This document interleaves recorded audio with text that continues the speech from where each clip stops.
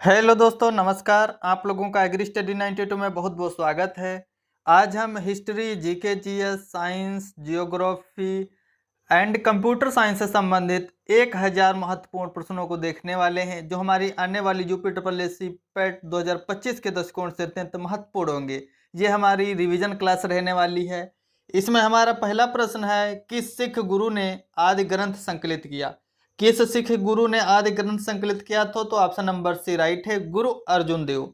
गुरु अर्जुन देव के द्वारा आदि ग्रंथ का संकलन किया गया। इसका डिस्क्रिप्शन देखेंगे। गुरु ग्रंथ साहब, जिसे आदि ग्रंथ भी बोलते हैं, का संकलन जो है सिखों के 5वें गुरु गुरु अर्जुन देव ने किया था। गुरु ग्रंथ साहब अथवा आदि ग्रंथ का संकलन सिखों के 5वें गुरु गुरु अर्जुन देव ने किया था। गुरु अर्जुन देव ने अमृतसर में हरमिंदर साहिब की नींव रखवाई थी। प्रश्न आ जाता है कि हरमिंदर साहिब की नींव किसने रखवाई? तो गुरु अर्जुन देव ने। अगला देखें, कालांतर में रणजीत सिंह द्वारा हरमिंदर साहब में स्वर्ण जड़वाने के बाद अंग्रेजों के द्वारा इसे गोल्डन टेम्पल नाम दिया गया। विद्रोही खुसरो का समर्थन करने के कारण 1606 ईस्वी में मुगल बादशाह जहांगीर ने राजद्रोह के आरोप में गुरु अर्जुन देव को मृत्युदंड दे दिया था। गुरु अर्जुन देव को मृत्युदंड किसने दिया था? जहांगीर ने, राजद्रोह के आरोप में, क्योंकि गुरु अर्जुन देव ने विद्रोही खुसरो का समर्थन किया था। अगला प्रश्न है, 10वें या आखिरी सिख गुरु कौन थे? 10वें या आखिरी सिख गुरु कौन थे? तो वो थे गुरु गोविंद सिंह। गुरु गोविंद सिंह 10वें या आखिरी सिख गुरु थे। ऑप्शन नंबर डी राइट है। इसका डिस्क्रिप्शन देखेंगे। गुरु गोविंद सिंह 10वें एवं आखिरी सिख गुरु थे। गुरु नानक सिखों के प्रथम थे। गुरु गोविंद सिंह जो है 10वें या आखिरी सिख गुरु हैं, जबकि जो गुरु नानक हैं वो सिखों के प्रथम गुरु थे। गुरु गोविंद सिंह का जन्म जो है 1666 ईस्वी में पटना में हुआ था। जो गुरु गोविंद सिंह हैं, इनका जन्म कहाँ हुआ था? पटना में हुआ था 1666 ईस्वी में। गुरु गोविंद सिंह सिखों के सैनिक संगत व खालसा पंथ के संस्थापक थे। गुरु गोविंद सिंह सिखों के सैनिक संगति व खालसा पंथ के संस्थापक के रूप में जाने जाते हैं। अगला टॉपिक है, ब्रिटिश राज्य का अभ्युदय कैसे हुआ और प्रथम स्वतंत्रता संग्राम से संबंधित महत्वपूर्ण प्रश्न। पहला प्रश्न है, दक्षिण भारत के किस राजा ने 1741 ईस्वी में कोलाचेल की लड़ाई में डच ईस्ट इंडिया कंपनी को परास्त किया था? प्रश्न है, दक्षिण भारत के किस राजा ने 1741 ईस्वी में कोलाचेल की लड़ाई में डच ईस्ट इंडिया को परास्त किया था? तो थे मार्तंड वर्मा। मार्तंड वर्मा ने 1741 ईस्वी में कोलाचेल की लड़ाई में डच ईस्ट इंडिया कंपनी को परास्त किया था। देख सकते हैं आप डिस्क्रिप्शन की कोलाचेल का युद्ध 1741 ईस्वी में राजा मार्तंड वर्मा तथा डच ईस्ट इंडिया कंपनी के मध्य हुआ था, जिसमें त्रावणकोर की सेना ने डच सेना को परास्त कर दिया था। Dutch east India company Bharat में 1605 में आई थी। Dutch east India company Bharat कब आई? तो 1605 में आई थी। और डचों का भारत में अंतिम रूप से पतन या पलायन 1759 ईस्वी में अंग्रेजों डचों के मध्य जो वेदरा युद्ध हुआ उससे हो गया।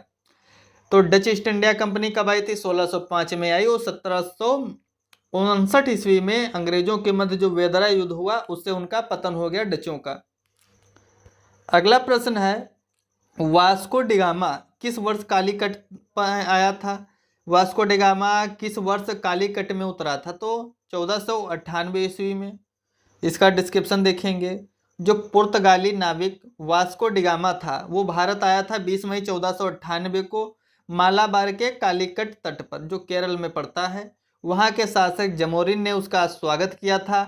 1502 में वह पुनः भारत आया और 1524 में वह तीसरी बार भारत आया।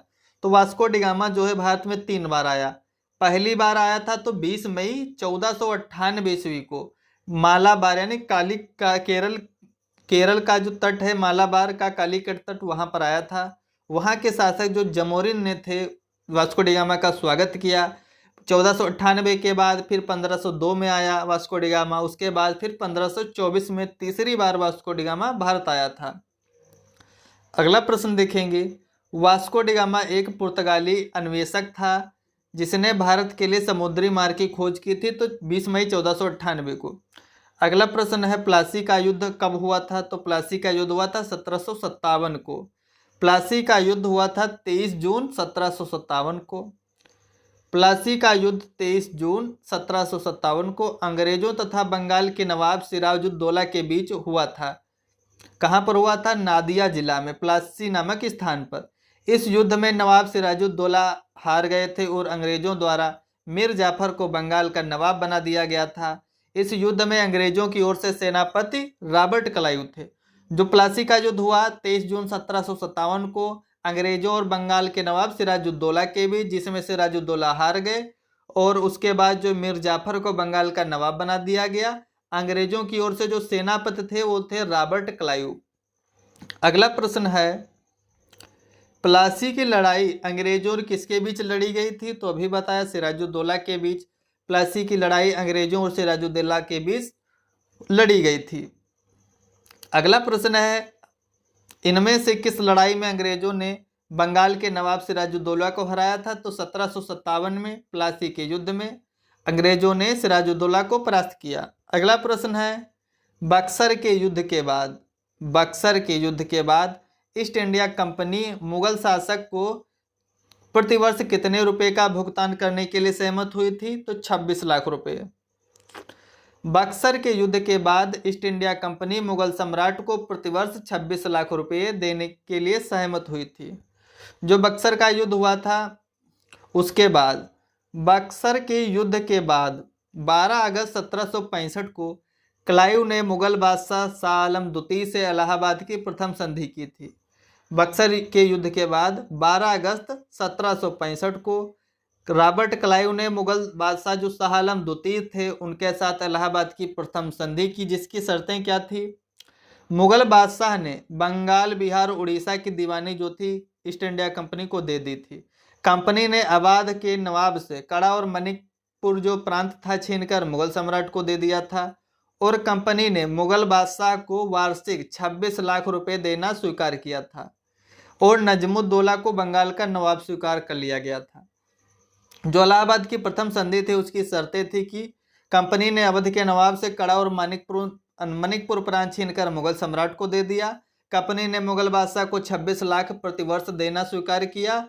नजमुद्दौला को बंगाल का नवाब स्वीकार कर लिया गया और मुगल बादशाह ने बंगाल, बिहार और उड़ीसा की दीवानी कंपनी को दे दी। अगला प्रश्न है, बक्सर के युद्ध के बाद नवाब ने इलाहाबाद कड़ा और मुगल सम्राट को सौंप दिया था जो ब्रिटिश सैनिकों के संरक्षण के अंतर्गत आया था, तो जो था अवध का नवाब। बक्सर के युद्ध के बाद अवध के नवाब ने इलाहाबाद और कड़ा को मुगल सम्राट को सौंप दिया था जो ब्रिटिश सैनिकों के संरक्षण के अंतर्गत आया था। अगला प्रश्न है, वर्ष 1612 ईस्वी में ईस्ट इंडिया कंपनी के जहाज़ों ने सूरत के पास स्वाली एस्चुरी में पुर्तगालियों को पराजित किया था।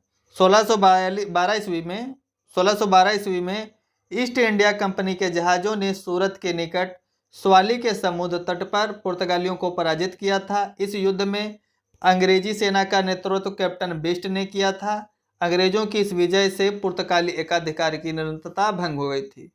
1612 ईस्वी में ईस्ट इंडिया कंपनी के जहाज़ों ने सूरत के जो स्वाली के समुद्र तट था वहां पर पुर्तगालियों को पराजित किया था, जिसमें अंग्रेजी सेना का नेतृत्व कैप्टन बेस्ट ने किया था।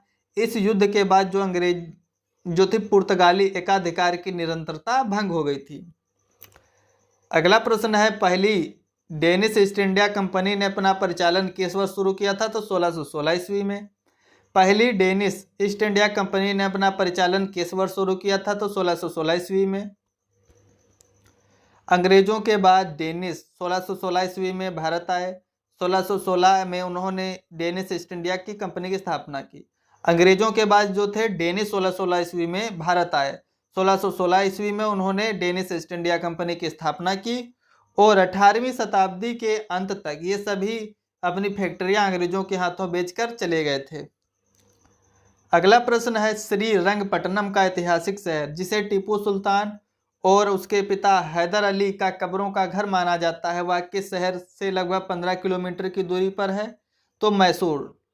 श्रीरंगपट्टनम का ऐतिहासिक शहर जिसे टीपू सुल्तान और उसके पिता हैदर अली की कब्रों का घर माना जाता है, वह मैसूर शहर से लगभग 15 किलोमीटर की दूरी पर स्थित है। अगला प्रश्न है, ब्रिटिश शासन को भारत से उखाड़ फेंकने के लिए किसने फ्रांसीसियों से मदद मांगी थी? तो थे वो टीपू सुल्तान। टीपू सुल्तान के शासन के समय में जो था कि फ्रांसीसियों से विदेश नीतियों को अपनाया गया था। ब्रिटिश शासन को भारत से उखाड़ फेंकने के लिए टीपू सुल्तान ने फ्रांसीसियों से मदद मांगी थी। चतुर्थ आंग्ल मैसूर युद्ध 1799 ईस्वी में 1799 में उसकी मृत्यु हो गई थी। ब्रिटिश शासन को भारत से उखाड़ फेंकने के लिए टीपू सुल्तान ने फ्रांसीसियों से मदद मांगी थी। चतुर्थ आंग्ल मैसूर युद्ध 1799 ईस्वी में टीपू सुल्तान की मृत्यु हो गई थी। अगला प्रश्न है, टीपू सुल्तान कहाँ का शासक था? तो जो टीपू सुल्तान है वो मैसूर का शासक था। इसका डिस्क्रिप्शन देखते हैं। टीपू सुल्तान मैसूर का शासक था। ये फ्रांस की क्रांति से अत्यधिक प्रभावित थे। टीपू सुल्तान फ्रांस की क्रांति से अत्यधिक प्रभावित थे। इन्होंने श्रीरंगपट्टनम को अपनी राजधानी बनाया तथा यहाँ पर जैकोबिन क्लब की स्थापना की। साथ ही अपनी राजधानी में फ्रांस एवं मैसूर की मैत्री का प्रतीक स्वतंत्रता का वृक्ष भी लगाया था। टीपू सुल्तान ने अपने समकालीन विदेशी राज्यों से मैत्री संबंध बनाने तथा अंग्रेजों के विरुद्ध सहायता प्राप्त करने के लिए आधुनिक रीति से दूतावासों की स्थापना की थी। यानी टीपू सुल्तान ने दूतावासों की भी स्थापना की थी विदेशी सहायता प्राप्त करने के लिए अंग्रेजों के विरुद्ध। अगला प्रश्न है, सेरिंगपट्टनम की लड़ाई में अंग्रेजों ने किसे पराजित किया था? तो सेरिंगपट्टनम की लड़ाई में अंग्रेजों ने टीपू सुल्तान को पराजित किया था। इसका डिस्क्रिप्शन देखेंगे। सेरिंगपट्टनम या श्रीरंगपट्टनम के युद्ध में अंग्रेजों ने 1799 ईस्वी में टीपू सुल्तान को हराया था। इस चतुर्थ आंग्ल मैसूर युद्ध में टीपू सुल्तान पूर्णतः पराजित हुआ एवं मैसूर पर ईस्ट इंडिया कंपनी का अधिकार हो गया था। अगला प्रश्न है, किस वर्ष में ईस्ट इंडिया कंपनी ने रणजीत सिंह के साथ अमृतसर की पहली संधि की थी? किस वर्ष में ईस्ट इंडिया कंपनी ने रणजीत सिंह के साथ अमृतसर की पहली संधि की थी? तो 1809 ईस्वी में। इसका डिस्क्रिप्शन देखेंगे। ईस्ट इंडिया कंपनी तथा रणजीत सिंह के मध्य 1809 ईस्वी में अमृतसर की प्रथम संधि हुई थी। अमृतसर की प्रथम संधि 1809 में हुई थी रणजीत सिंह और चार्ल्स मेटकाफ के बीच में, मिंटो के शासनकाल के में हुई थी। तो हम इसका डिस्क्रिप्शन देख सकते हैं कि ईस्ट इंडिया कंपनी तथा रणजीत सिंह के मध्य 1809 में अमृतसर की प्रथम संधि हुई, जिसकी मध्यस्थता चार्ल्स मेटकाफ ने की थी। यह संधि लॉर्ड जो मिंटो प्रथम था के शासनकाल में हुई थी। अगला प्रश्न है, भारत में रेल निर्माण की दिशा में जो प्रथम प्रयास है वो ब्रिटिश गवर्नर लॉर्ड डलहौजी के द्वारा किया गया। भारत में रेल निर्माण की दिशा में जो प्रथम प्रयास है ब्रिटिश गवर्नर लॉर्ड डलहौजी द्वारा किया गया। प्रथम यात्री ट्रेन 1853 ईस्वी में चलाई गई बंबई से थाने के बीच में। भारत में जो प्रथम यात्री ट्रेन चली वो 1853 में चली थी बंबई से थाने के बीच। अगला प्रश्न है, भारत के governor general Lord William Bentinck ने सती प्रथा को समाप्त करने हेतु कब कानून पारित किया था? तो 1829 ईस्वी में।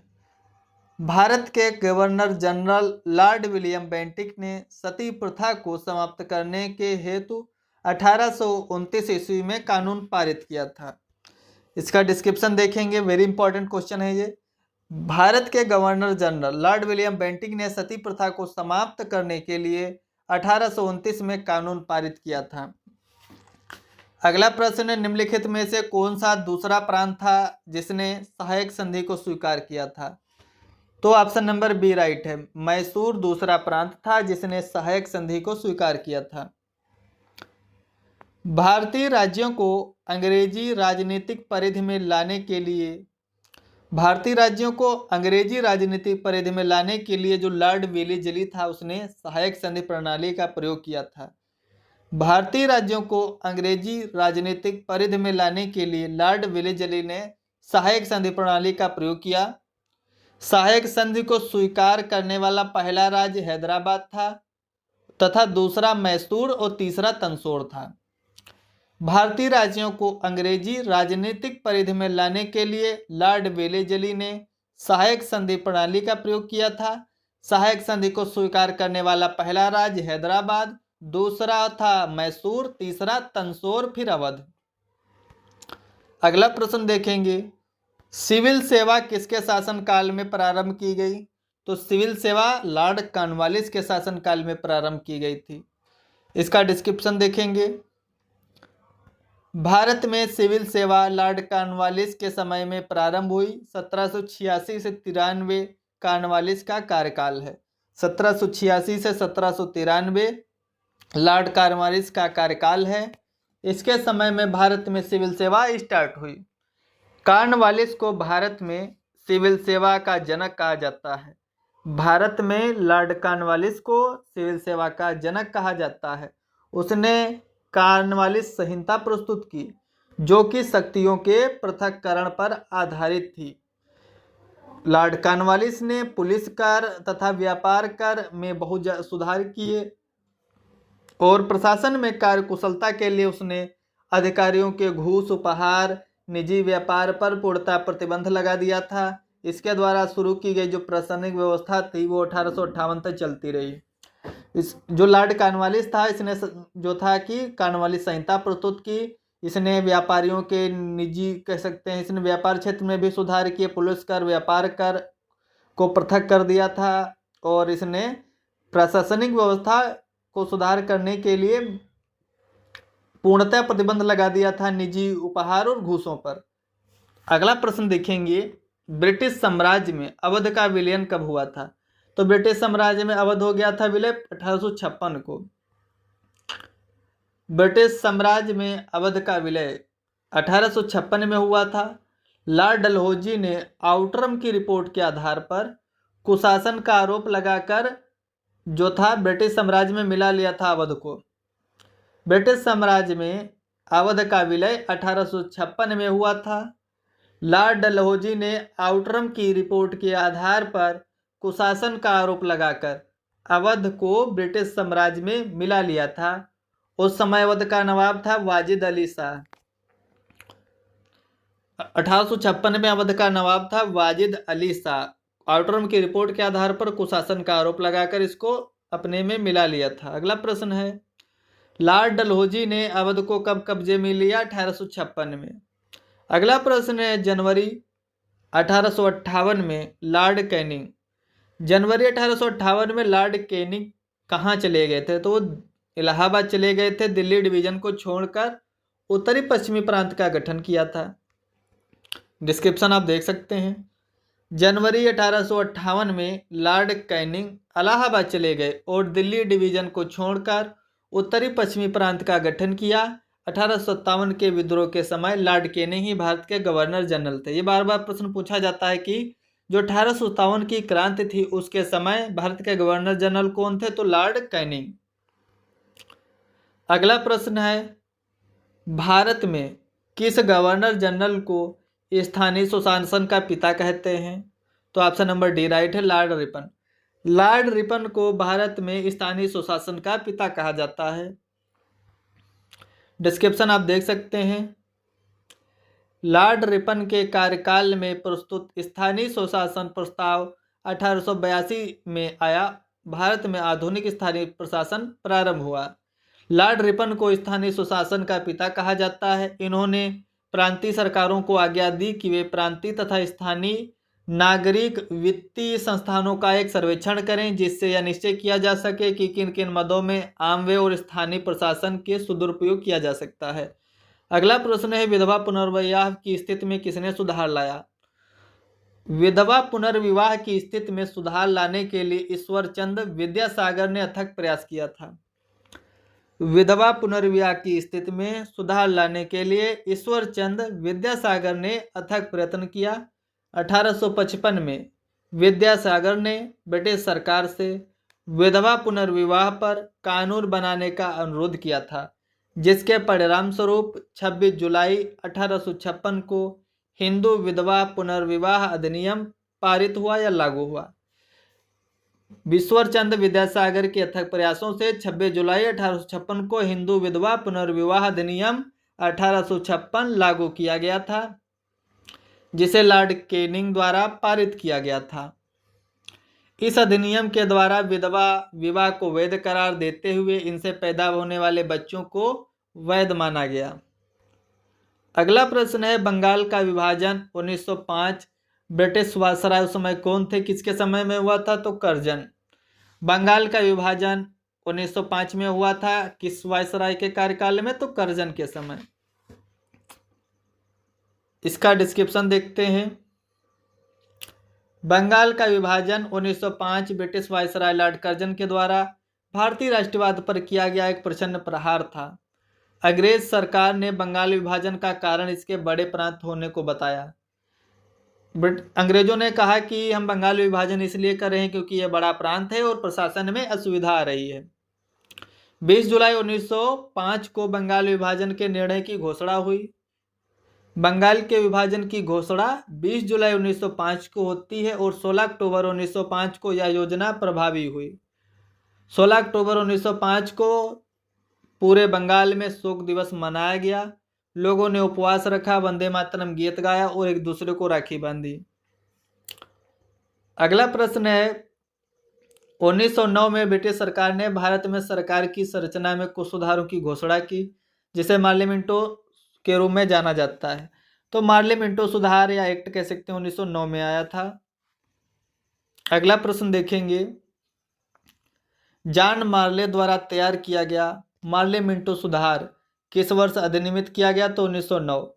जॉन मार्ले द्वारा तैयार किया गया मार्लिमेंटो सुधार 1909 में अधिनियमित किया गया। अगला प्रश्न है वर्ष 1905 में बंगाल के विभाजन के दौरान भारत के वायसराय कौन थे, तो लॉर्ड कर्जन। वर्ष 1905 में बंगाल के विभाजन के दौरान भारत के वायसराय थे लॉर्ड कर्जन। देख सकते हैं आप जो कर्जन का कार्यकाल है 1899 से 1905।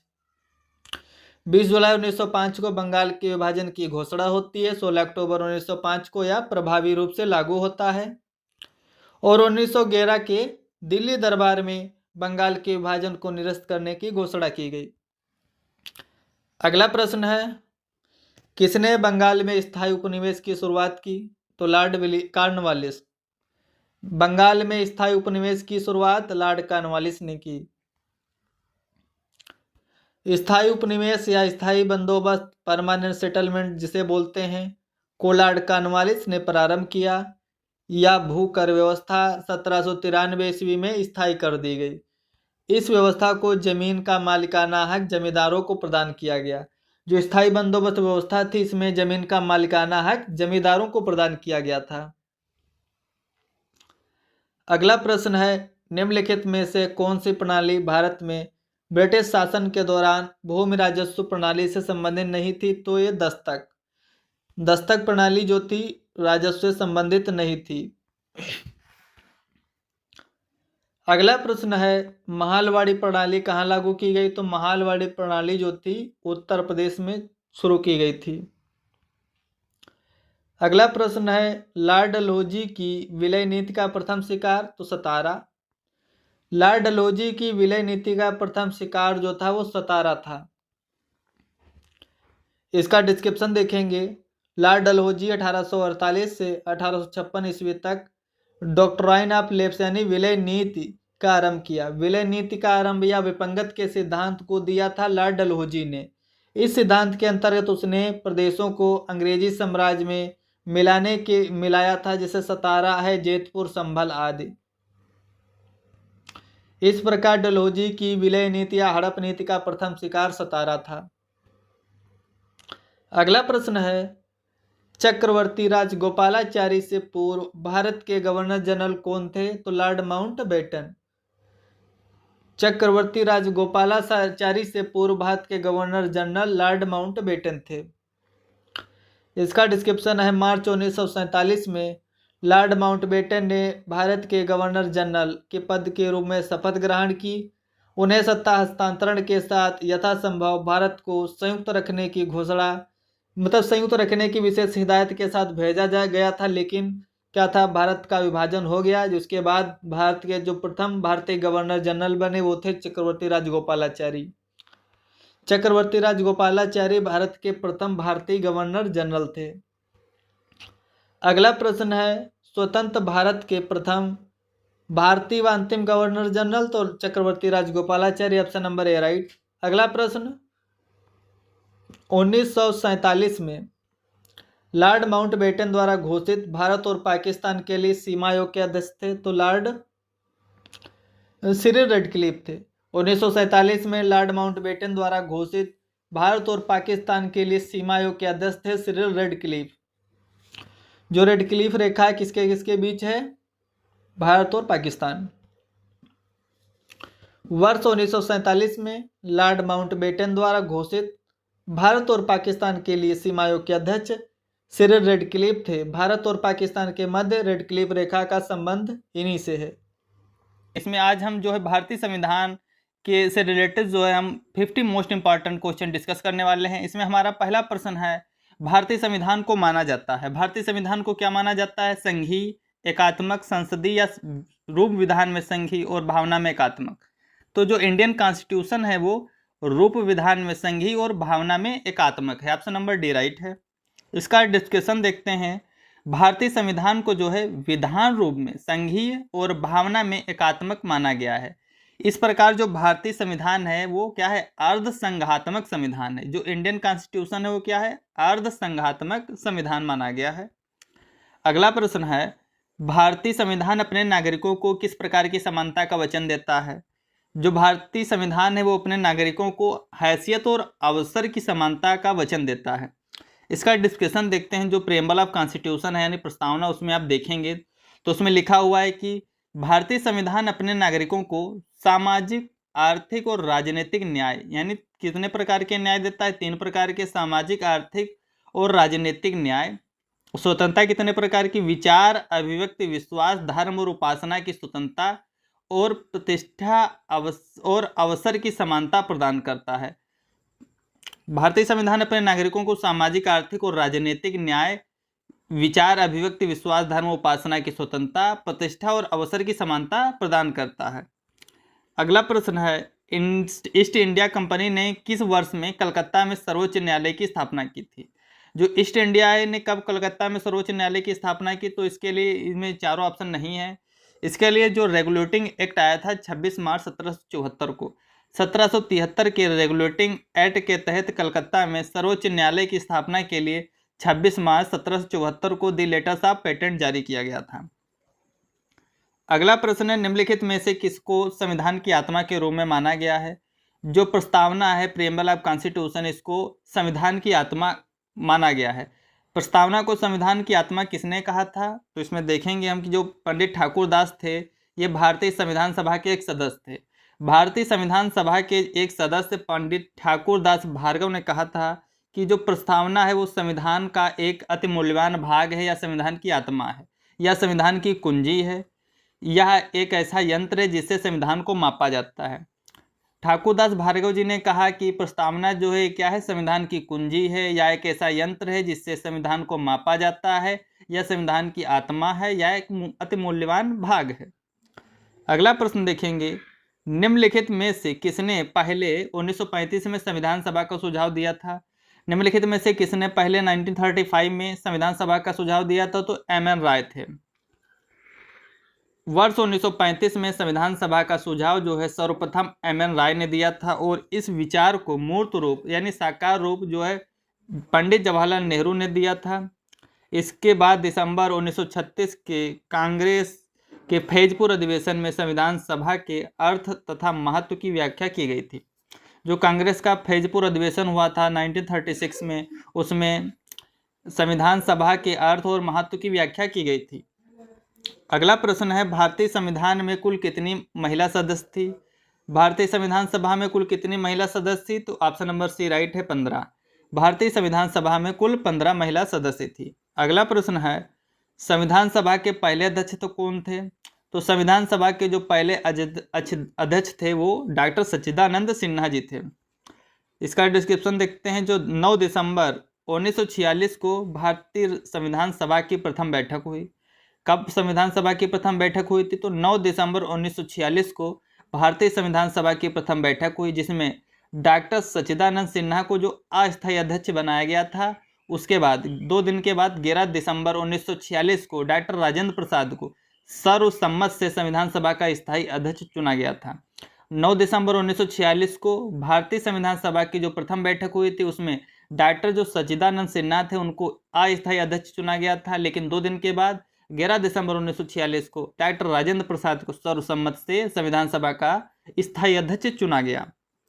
अगला प्रश्न देखेंगे, भारत का जो संविधान है संविधान सभा द्वारा कब अपनाया गया था और 24 जनवरी 1950 को लागू हुआ। जो भारत का संविधान है वो 26 नवंबर 1949 को अपनाया गया और 26 जनवरी 1950 को लागू हुआ। ये वेरी इंपॉर्टेंट क्वेश्चन है। भारत का संविधान जो संविधान सभा ने कब अपनाया तो 26 नवंबर 1949, और लागू कब हुआ तो 26 जनवरी 1950 को लागू हुआ था। अगला प्रश्न है, संविधान सभा द्वारा भारतीय संविधान को कब पारित किया गया था। संविधान सभा द्वारा भारतीय संविधान को कब पारित किया गया तो 26 नवंबर 1949, ऑप्शन नंबर डी राइट हो जाएगा, और 26 जनवरी 1950 को पूर्ण रूप से लागू हुआ। अगला प्रश्न है, इनमें से कौन सा कारक नहीं है जो भारतीय संविधान के निर्माण में योगदान देता है।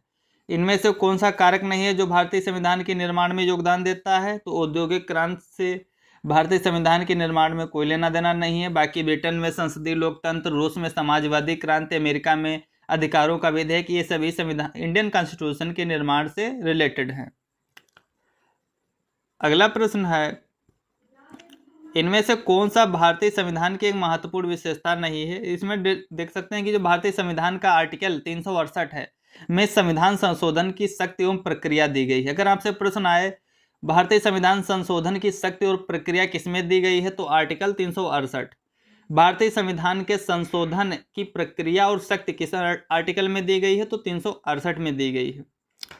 अगला प्रश्न है, भारतीय संविधान कितने शब्दों का संग्रह है। भारतीय संविधान कितने शब्दों का संग्रह है तो 1,20,000। जो भारतीय संविधान है वो 1,20,000 शब्दों का संग्रह है। इसका डिस्क्रिप्शन देखते हैं।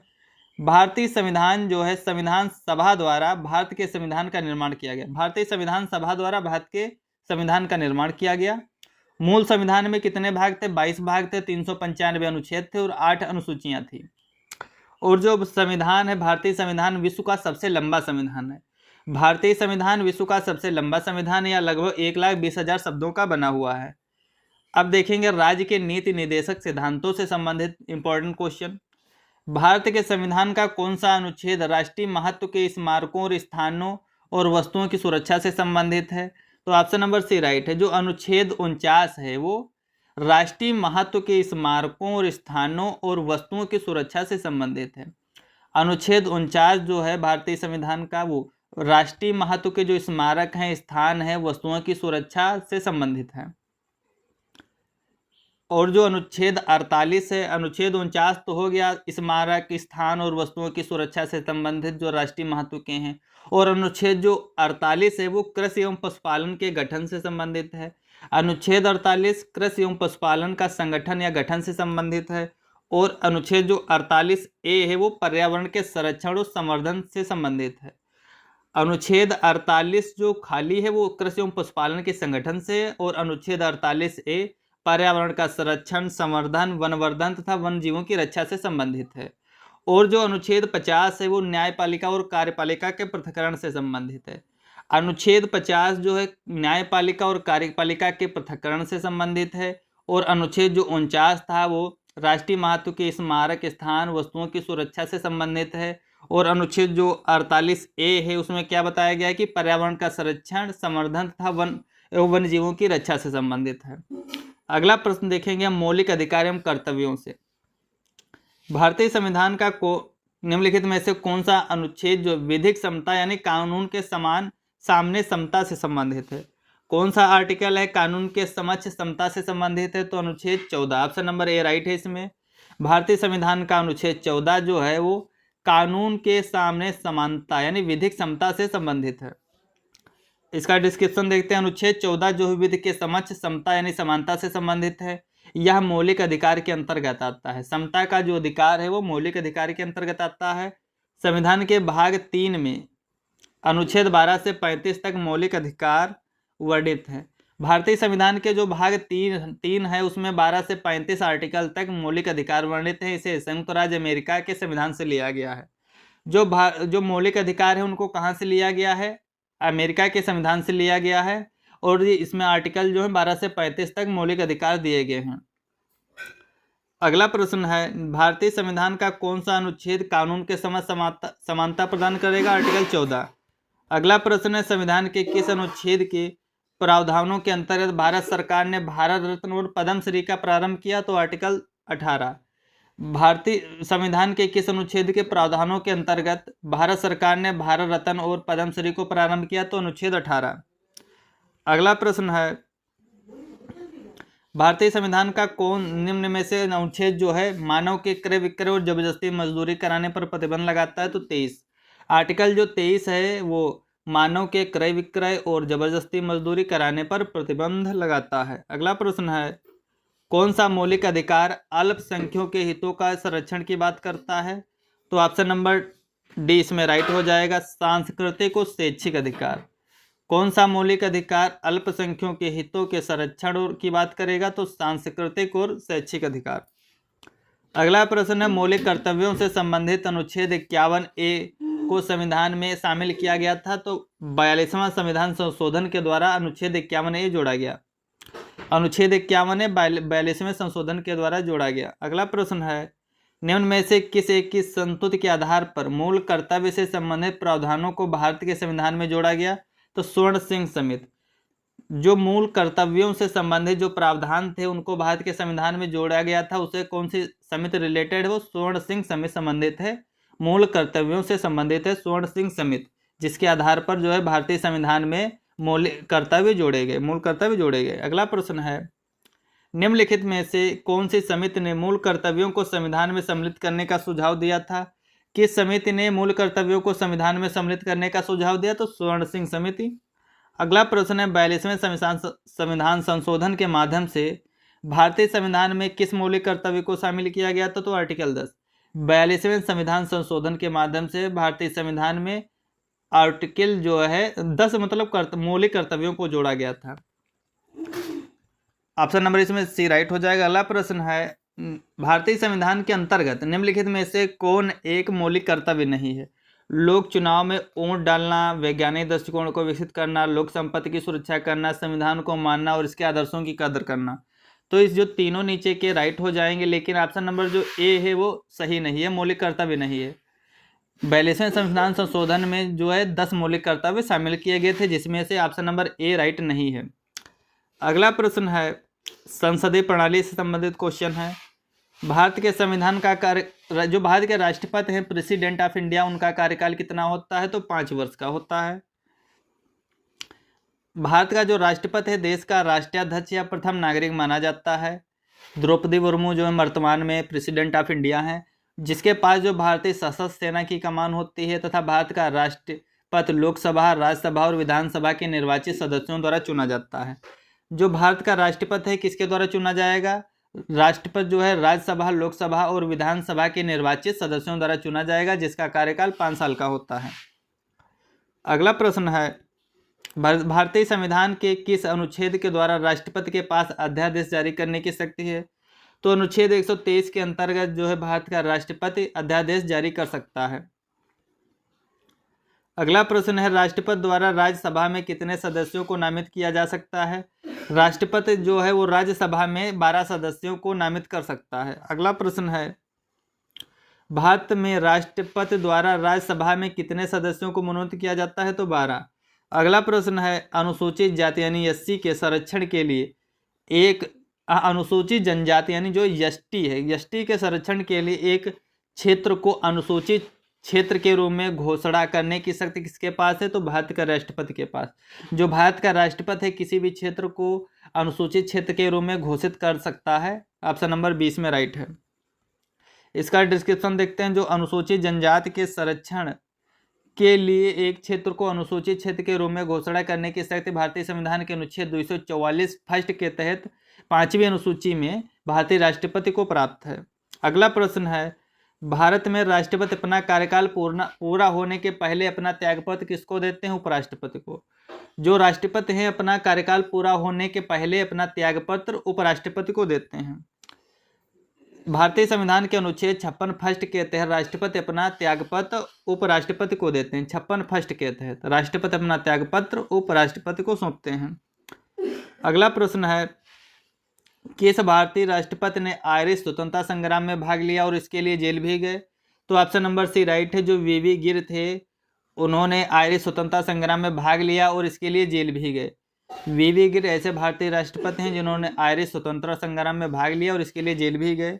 इसका डिस्क्रिप्शन देखते हैं। जो वीवी गिर है ने 1913 में वीवी गिर ने 1913 में डबलिन यूनिवर्सिटी में वकालत की पढ़ाई के लिए दाखिला लिया था, जहां वर्ष 1916 में इन्होंने आयरलैंड के सीन फीन आंदोलन में सक्रिय रूप से भाग लिया, जो आयरलैंड की आज़ादी और श्रमिकों का आंदोलन था। इसके पीछे वहां के कुछ क्रांतिकारी विचारधारा वाले लोगों का हाथ था, जिनसे वे व्यक्तिगत रूप से संपर्क में थे। परिणामतः यह हुआ कि वे कानूनी शिक्षा पूरी कर सकने में असमर्थ रहे और काले से निकाल दिए गए।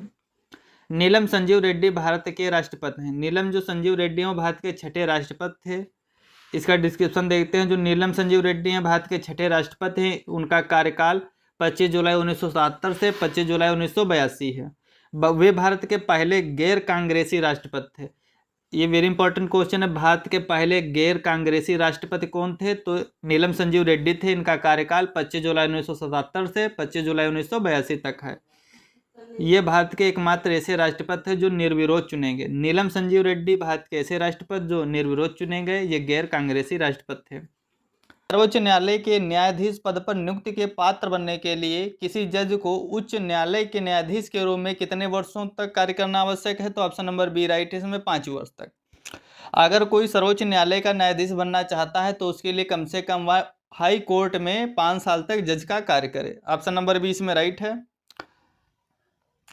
इसका डिस्क्रिप्शन आप देख सकते हैं। सर्वोच्च न्यायालय के न्यायाधीश की नियुक्ति भारत के राष्ट्रपति द्वारा उच्चतम न्यायालय के परामर्श से की जाती है। जो सर्वोच्च न्यायालय के न्यायाधीश होते हैं उनकी नियुक्ति भारत के राष्ट्रपति द्वारा उच्चतम न्यायालय के परामर्श के द्वारा की जाती है। न्यायाधीश पद पर नियुक्ति के लिए कम से कम 5 वर्ष का उच्च न्यायालय में न्यायाधीश रह चुके हों या 10 वर्ष के लिए अधिवक्ता के रूप में कार्य कर चुके हों। 2 क्राइटेरिया हैं सर्वोच्च न्यायालय में न्यायाधीश बनने के लिए, या तो 5 वर्ष तक हाई कोर्ट में न्यायाधीश रह चुके हों या 10 वर्ष के लिए अधिवक्ता के रूप में कार्य कर चुके हों। अगला प्रश्न देखेंगे। किसी याचिका के अंतर्गत न्यायालय अवर न्यायालय या किसी अन्य प्राधिकारी के समक्ष लंबित किसी मामले को उच्चतर प्राधिकारी या न्यायालय में स्थानांतरित करने का आदेश देता है। कौन देगा? तो ऑप्शन नंबर सी जो है उत्प्रेषण याचिका। जो उत्प्रेषण याचिका के अंतर्गत अवर न्यायालय या किसी अन्य प्राधिकारी के समक्ष लंबित किसी मामले को उच्चतर अधिकारी या न्यायालय में स्थानांतरित करने का आदेश देता है। ऑप्शन नंबर सी है। उत्प्रेषण याचिका के अंतर्गत हम अवर न्यायालय या किसी अन्य प्राधिकारी के समक्ष लंबित किसी मामले को उच्चतर प्राधिकारी या न्यायालय में स्थानांतरित करते हैं। अगला प्रश्न है। भारत के उच्चतम न्यायालय की प्रथम महिला न्यायाधीश कौन थी? भारत के हाई कोर्ट की कह सकते हैं प्रथम महिला न्यायाधीश कौन थे? तो ऑप्शन नंबर बी राइट है। इसमें फातिमा बीबी। अगला प्रश्न है। उच्चतम न्यायालय की प्रथम महिला न्यायाधीश कौन थी? तो ऑप्शन नंबर ए राइट है, फातिमा बीबी। अगला प्रश्न है। उच्चतम न्यायालय में संविधान के निर्वचन से संबंधित मामले की सुनवाई करने के लिए न्यायाधीशों की कम से कम कितनी संख्या होनी चाहिए? तो ऑप्शन नंबर डी राइट है, 5। उच्चतम न्यायालय में संविधान के निर्वचन से संबंधित मामले की सुनवाई करने के लिए न्यायाधीशों की कम से कम संख्या 5 होनी चाहिए। इसका डिस्क्रिप्शन देखते हैं। उच्चतम न्यायालय में संविधान के निर्वचन से संबंधित मामलों की सुनवाई करने के लिए न्यायाधीशों की संख्या कम से कम 5 होनी चाहिए। अनुच्छेद 145 थर्ड के अंतर्गत बताया गया है। अगला प्रश्न है। भारत के किसी राज्य के राज्यपाल के पद का आधिकारिक कार्यकाल कितने दिन का होता है? किसी भी राज्य के जो राज्यपाल होते हैं उनके पद का आधिकारिक कार्यकाल कितना होता है? तो ऑप्शन नंबर सी 5 वर्ष। इसका डिस्क्रिप्शन देखते हैं। भारतीय संविधान के अनुच्छेद 155 के अनुसार राज्यपाल की नियुक्ति राष्ट्रपति द्वारा की जाती है। राज्यपाल का जो कार्यकाल है 5 वर्ष का होता है। वह राष्ट्रपति के प्रसाद पर्यंत अपने पद पर बना रह सकता है। अगला प्रश्न देखेंगे। भारतीय संविधान के अनुच्छेद 161 के अनुसार निम्नलिखित में से किसे सजा माफ करने या सजा में हेरफेर करने की शक्ति प्राप्त है? तो ऑप्शन नंबर सी राइट है। विभिन्न राज्यों के राज्यपाल जो होते हैं वो अनुच्छेद 161 के तहत सजा माफ कर सकते हैं या सजा में हेरफेर कर सकते हैं। ऑप्शन नंबर सी इसमें राइट है। भारतीय संविधान के अनुच्छेद 161 के अनुसार राज्यपाल राज्य विधि के तहत किसी अपराध में सजा प्राप्त व्यक्ति को क्षमादान दे सकते हैं अथवा दंड को स्थगित कर सकते हैं, लेकिन ये मृत्यु दंड को माफ नहीं कर सकते हैं। अगला प्रश्न है, स्वतंत्र भारत में किसी राज्य की प्रथम महिला राज्यपाल, स्वतंत्र भारत में किसी राज्य की प्रथम महिला राज्यपाल कौन थी? ऑप्शन नंबर डी राइट है, सरोजिनी नायडू।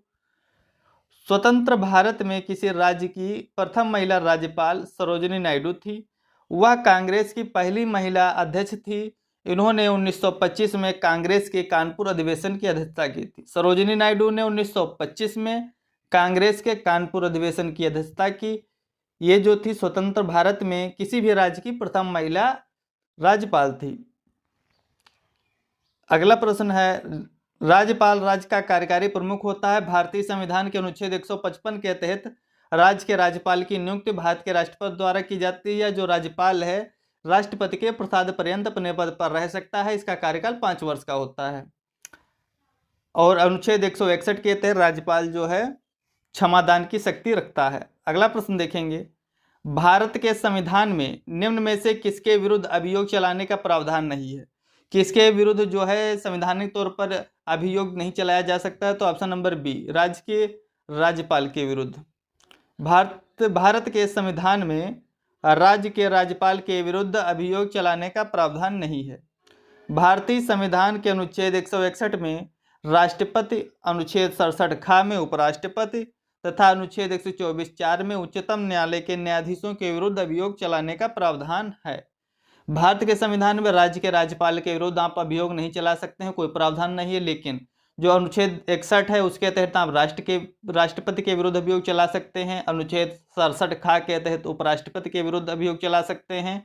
और अनुच्छेद 24(4) में उच्चतम न्यायालय के जो न्यायाधीश होते हैं उनके विरुद्ध अभियोग चलाने का प्रावधान है।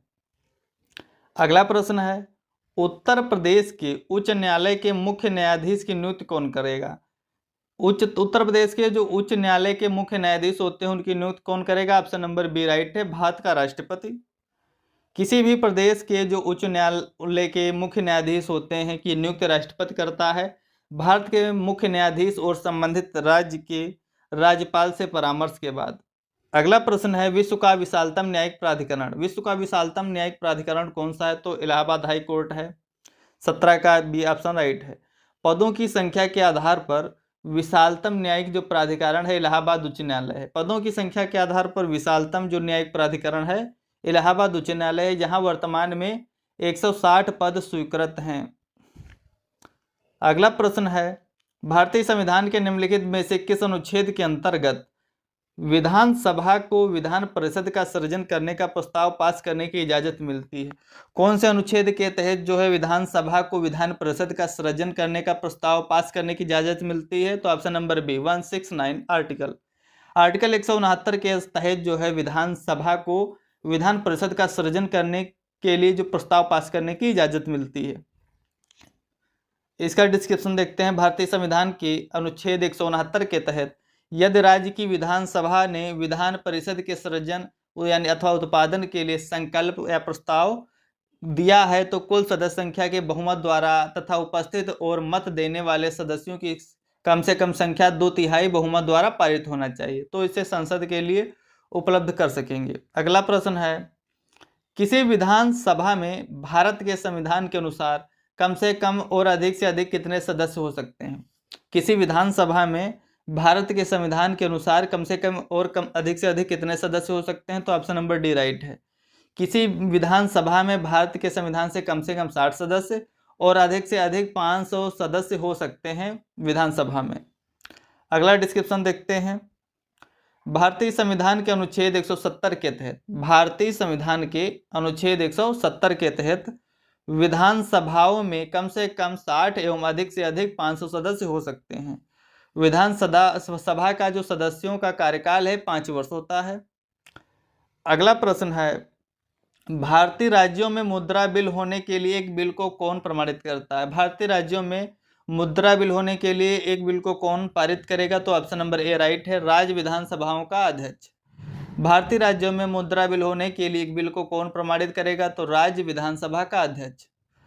अगला प्रश्न है, निम्नलिखित में से कौन ग्राम पंचायत की सर्वप्रथम महिला सरपंच है? ग्राम पंचायत की सर्वप्रथम महिला सरपंच, तो ऑप्शन नंबर सी राइट है, छवि राजावत। छवि राजावत जो है ग्राम पंचायत की सर्वप्रथम महिला सरपंच हैं। इसका डिस्क्रिप्शन देखते हैं। राजस्थान के सोडा गांव की छवि राजावत पहली महिला सरपंच हैं। वर्ष 2010 में सरपंच बनी थी। उल्लेखनीय है कि छवि राजावत MBA डिग्री प्राप्त प्रथम महिला सरपंच हैं जो कॉर्पोरेटिव करियर को छोड़कर गांव में स्वच्छ पानी, सौर ऊर्जा, पक्की सड़कें, शौचालय और बैंक आदि के लिए काम कर रही हैं। भारत का सर्वप्रथम डिजिटल पंचायत वार्ड है। भारत का सर्वप्रथम डिजिटल पंचायत वार्ड कौन सा है? तो ऑप्शन नंबर ए राइट है, केरल। केरल भारत का सर्वप्रथम डिजिटल पंचायत वार्ड है। अगला प्रश्न है, 5वें अनुसूची क्षेत्रों वाले कितने राज्य या पंचायतों से संबंधित अधिनियम 1996 के तहत आते हैं? तो ऑप्शन नंबर सी राइट है, 10। 5वें अनुसूची क्षेत्रों वाले कितने राज्य या पंचायत से संबंधित अधिनियम 1996 के तहत आते हैं? तो 10। अगला प्रश्न है, प्रतिवर्ष जो है 24 अप्रैल को भारत में राष्ट्रीय पंचायती राज दिवस मनाया जाता है। प्रतिवर्ष जो है 24 अप्रैल को भारत में राष्ट्रीय पंचायती राज दिवस मनाया जाता है। अगला प्रश्न है, भारत में किस राज्य ने सर्वप्रथम पंचायती राज की शुरुआत की थी? सर्वप्रथम पंचायती राज की शुरुआत कहां से हुई थी? तो राजस्थान के नागौर से हुई थी। अगला प्रश्न है, पहला राष्ट्रीय पंचायती राज दिवस किसके द्वारा घोषित किया गया? तो ऑप्शन नंबर बी राइट है, डॉक्टर मनमोहन सिंह के द्वारा। पहला जो राष्ट्रीय पंचायती राज दिवस है डॉक्टर मनमोहन सिंह द्वारा घोषित किया गया था। अगला प्रश्न है, पंचायती राज को पहली बार 2 अक्टूबर 1959 को किस जिले में पेश किया गया था? तो नागौर में। राजस्थान के नागौर जिले में पंचायती राज को 2 अक्टूबर 1959 को पेश किया गया था। अगला प्रश्न है, 73वां संविधान संशोधन निम्नलिखित में से किससे संबंधित था? तो पंचायती राज संस्थाओं से। जो 73वां संविधान संशोधन था वो पंचायती राज संस्थाओं से संबंधित था। अगला प्रश्न है, किस संविधान संशोधन में पंचायती राज संस्थाओं को संवैधानिक स्थिति प्रदान की गई? किस संविधान संशोधन में पंचायती राज संस्थाओं को संवैधानिक स्थिति प्रदान की गई थी? तो ऑप्शन नंबर डी राइट है, 73वें संविधान संशोधन में। अगला प्रश्न है, हमारे संविधान के किस भाग में 3 सोपानों में पंचायत बनाने की परिकल्पना की गई है? तो ऑप्शन नंबर ए है, भाग 9। भारतीय संविधान के किस भाग में 3 सोपानों में पंचायत बनाने की परिकल्पना है? तो भाग 9 में। इसका डिस्कशन देख सकते हैं कि संविधान के भाग 9 में 3 सोपानों में पंचायत बनाने की परिकल्पना की गई है। संविधान के भाग 9 के तहत अनुच्छेद 243 ख में यह प्रावधान है कि प्रत्येक राज्य में ग्राम, मध्यवर्ती और जिला स्तर पर इस भाग के उपबंधों के अनुसार पंचायतों का गठन किया जाएगा। अगला प्रश्न, निम्नलिखित में से क्या पंचायती राज संस्था नहीं है? इसमें कौन पंचायती राज संस्था नहीं? तो ग्राम सभा, ग्राम पंचायत, ग्राम सहकारी संस्था और न्याय पंचायत। तो ऑप्शन नंबर डी जो है ग्राम सहकारी संस्था है, पंचायती राज संस्था का हिस्सा नहीं है। अगला प्रश्न है, इसका डिस्कशन भी देख लेते हैं। जो पंचायती राज व्यवस्था त्रिस्तरीय शासन की व्यवस्था करती है। जो पंचायती राज व्यवस्था है वो त्रिस्तरीय शासन की व्यवस्था करती है, जिसमें शामिल है ग्राम स्तर पर ग्राम पंचायत, ब्लॉक स्तर पर क्षेत्र पंचायत और जिला स्तर पर जिला पंचायत होती है। न्याय पंचायत भारत में ग्राम स्तर पर विवाद समाधान की एक प्रणाली है। न्याय जो पंचायत है भारत में ग्राम स्तर पर विवाद समाधान की एक प्रणाली है, जबकि जो ग्राम सहकारी संस्था है वो पंचायती राज संस्था नहीं है। अगला प्रश्न है, निम्न भारतीय संविधान के अनुच्छेद 243 ख के अधीन गठित ग्रामीण क्षेत्रों के लिए स्व सरकार की संस्था कौन सी है? ऑप्शन नंबर इसमें बी राइट है, ग्राम पंचायत। भारतीय संविधान के अनुच्छेद 243 ख के अधीन गठित ग्रामीण क्षेत्रों के लिए स्व सरकार की संस्था कौन सी है? तो ग्राम पंचायत। अगला प्रश्न है, इनमें से कौन सा भारत में पंचायती राज की 3 स्तरीय प्रणाली में एक स्तर नहीं है? 3 स्तरीय प्रणाली में एक स्तर नहीं है, तो ऑप्शन नंबर डी राइट है, नगर परिषद। अगला प्रश्न है, ग्राम पंचायत, क्षेत्र पंचायत, जिला पंचायत सभी हैं पंचायती राज की त्रिस्तरीय प्रणाली में, लेकिन नगर परिषद इसमें शामिल नहीं है। अगला प्रश्न है, ग्राम पंचायत तंत्र के 3 स्तर होते हैं, ब्लॉक स्तर पर कौन होता है? तो ऑप्शन नंबर बी राइट है, पंचायत समिति। अगला प्रश्न है, किस समिति ने त्रिस्तरीय पंचायत प्रणाली की अनुशंसा की है? तो ये बलवंत राय मेहता जी हैं, ऑप्शन नंबर डी राइट है। बलवंत राय मेहता ने 3 टीयर्स पंचायती राज सिस्टम दिया है। अगर 2 टीयर पंचायती राज सिस्टम की बात करें तो उसको अशोक मेहता ने दिया था। ऑप्शन नंबर इसमें डी राइट है। ये त्रिस्तरीय पंचायती राज सिस्टम से संबंधित है। अगला प्रश्न है, किस समिति के कार्य ने पूरे देश में पंचायती राज संस्थाओं के प्रारंभ के लिए एक मंच स्थापित किया था? तो बलवंत राय मेहता समिति ने। अगला प्रश्न है, 73वें संविधान संशोधन अधिनियम 1992 जो था के द्वारा भारतीय संविधान में पंचायत शीर्षक से एक परिच्छेद भाग 9 जोड़ा गया था। अगर आपसे प्रश्न आए कि जो भाग 9 है वो किसके द्वारा जोड़ा गया, तो 73वां संविधान संशोधन 1992 के द्वारा। यह पंचायत से संबंधित था। अगला प्रश्न है, भारत के संविधान का अनुच्छेद 243 किसकी व्याख्या करेगा? तो अनुच्छेद 243 जो है पंचायती राज प्रणाली से संबंधित है। अगला प्रश्न है, भारत के संविधान के किस संशोधन अधिनियम ने पंचायती राज को एक संवैधानिक निकाय बना दिया था? तो 73वां संविधान संशोधन 1992। ऑप्शन नंबर ए राइट है। भारत के संविधान के किस अधिनियम या संशोधन ने पंचायती राज को एक संवैधानिक निकाय बना दिया? तो 73वां कॉन्स्टिट्यूशनल अमेंडमेंट 1992। अगला प्रश्न है, भारतीय संविधान में पंचायती राज प्रणाली को किस वर्ष में संवैधानिक संशोधन में औपचारिक रूप दिया गया? तो 73वां संविधान संशोधन 1992 के द्वारा पंचायती राज प्रणाली को संशोधन में औपचारिक रूप दिया गया। अगला प्रश्न है, भारत में पंचायती राज स्थापित करने वाले प्रथम दो राज्य। भारत में पंचायती राज स्थापित करने वाले प्रथम दो राज्य हैं राजस्थान और आंध्र प्रदेश। भारत में पंचायती राज स्थापित करने वाले प्रथम दो राज्य हैं राजस्थान और आंध्र प्रदेश। और जो सर्वप्रथम 2 अक्टूबर 1959 को राजस्थान के नागौर जिले में जो है पंचायती राज व्यवस्था लागू हुई। अगला प्रश्न है, एक ग्राम पंचायत में ग्राम के वार्डों से चुने हुए कितने सदस्य होते हैं जिन्हें पंच कहते हैं? एक ग्राम पंचायत में ग्राम के वार्डों से चुने हुए कितने सदस्य होते हैं जिन्हें पंच कहेंगे? तो ये 7 से 17 हो सकते हैं। एक ग्राम पंचायत में ग्राम के वार्डों से चुने हुए सदस्य जो हैं 7 से 17 हो सकते हैं जिन्हें पंच कहते हैं। उत्तर प्रदेश में एक वर्ष में ग्राम सभा की न्यूनतम कितनी बैठक होनी चाहिए? यूपी में एक वर्ष में ग्राम सभा की न्यूनतम 2 बैठकें होनी चाहिए। ऑप्शन नंबर डी राइट है। हेलीकॉप्टर का आविष्कार किसने किया था? तो हेलीकॉप्टर का आविष्कार किया था सिरोरस्की। ऑप्शन नंबर इसमें ए राइट है। हेलीकॉप्टर का आविष्कार सिरोरस्की के द्वारा किया गया। अगला प्रश्न है, बेरी-बेरी रोग किसकी कमी से होता है? तो ये बेरी-बेरी रोग होता है विटामिन B1 की कमी से।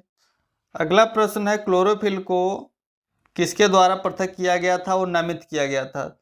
तो जो केवंतु और प्लेटियर थे इनके द्वारा क्लोरोफिल को पृथक किया गया और नामित किया गया था। अगला प्रश्न है, निम्नलिखित में से कौन सा जीव सिद्धांत अनुरूप नहीं है? कौन सा जीव सिद्धांत अनुरूप नहीं है? तो वायरस जो है ना जीव है, ना ये सजीव में आता है ना निर्जीव में आता है, दोनों के बीच की कड़ी माना जाता है वायरस। तो ये जीव कोशिका सिद्धांत के अनुरूप नहीं है। ऑप्शन नंबर बी राइट है। अगला प्रश्न है, निम्नलिखित में से कौन सी संक्रमण धातुओं की विशेषता नहीं है? तो संक्रमण धातुओं की विशेषता नहीं है कि इलेक्ट्रॉन प्राप्त करने की प्रवृत्ति। इलेक्ट्रॉन प्राप्त करने की प्रवृत्ति संक्रमण धातुओं की विशेषता नहीं है। अगला प्रश्न है, gateway of India. Gateway of India बनवाया गया था तो ये George Wittet. Gateway of India George Wittet के द्वारा बनवाया गया था। तो ऑप्शन नंबर इसमें बी राइट हो जाएगा। अगला प्रश्न है, पाब्लो पिकासो कहाँ के थे? तो पाब्लो पिकासो थे स्पेन के। अगला प्रश्न है, नागरहोल राष्ट्रीय उद्यान बायोस्फीयर रिजर्व का हिस्सा है। किस बायोस्फीयर रिजर्व का हिस्सा है नागरहोल राष्ट्रीय उद्यान? तो नीलगिरी। नागरहोल राष्ट्रीय उद्यान नीलगिरी बायोस्फीयर रिजर्व का हिस्सा है। अगला प्रश्न है, भारत की फिल्म और टेलीविजन संस्था कहाँ स्थित है? तो पुणे में। भारत की फिल्म और टेलीविजन संस्था पुणे में स्थित है। अगला प्रश्न है, पृथ्वी का औसत तापमान क्या है? तो 16 डिग्री सेल्सियस जो है पृथ्वी का औसत तापमान है। अगला प्रश्न है, रायपुर किस भारतीय राज्य की राजधानी? तो झारखंड की छत्तीसगढ़ की राजधानी है रायपुर और गोवा की राजधानी है पणजी। अगला प्रश्न है, महात्मा गांधी का जन्म कहाँ हुआ था? तो गुजरात के पोरबंदर नामक स्थान पर। अगला प्रश्न है, बहादुर शाह प्रथम का जन्म हुआ था? तो 1643 ईस्वी। बहादुर शाह प्रथम का जन्म हुआ था 1643 ईस्वी में। अगला प्रश्न है, नोबल शांति पुरस्कार जीतने वाले पहले अमेरिकी कौन थे?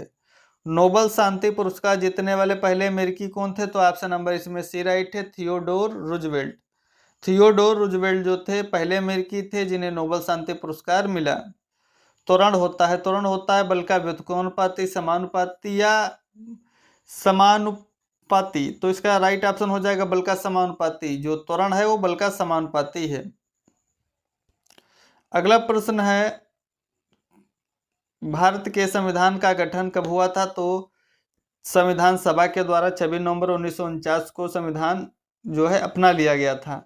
भारत के संविधान का गठन कब किया गया था? संविधान सभा के द्वारा 26 नवंबर 1949 को संविधान सभा ने संविधान को अपना लिया था, जिसके लिए 26 नवंबर को कॉन्स्टिट्यूशन डे मनाया जाता है। अगला प्रश्न है, इंग्लिश से संबंधित वोकैबुलरी वर्ड देखेंगे। तो अब ए ब्लाइंड एली का अर्थ होता है following a course of action that is certain to lead to an undesirable outcome. अब ए ब्लाइंड एली का अर्थ होता है following a course of action that is certain to lead to an undesirable outcome.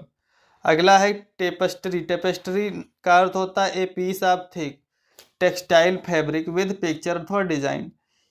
Tapestry होता है a piece of thick textile fabric with picture अथवा design. अगला है इमेनेट का अर्थ होता है इशू अथवा spread out from a source.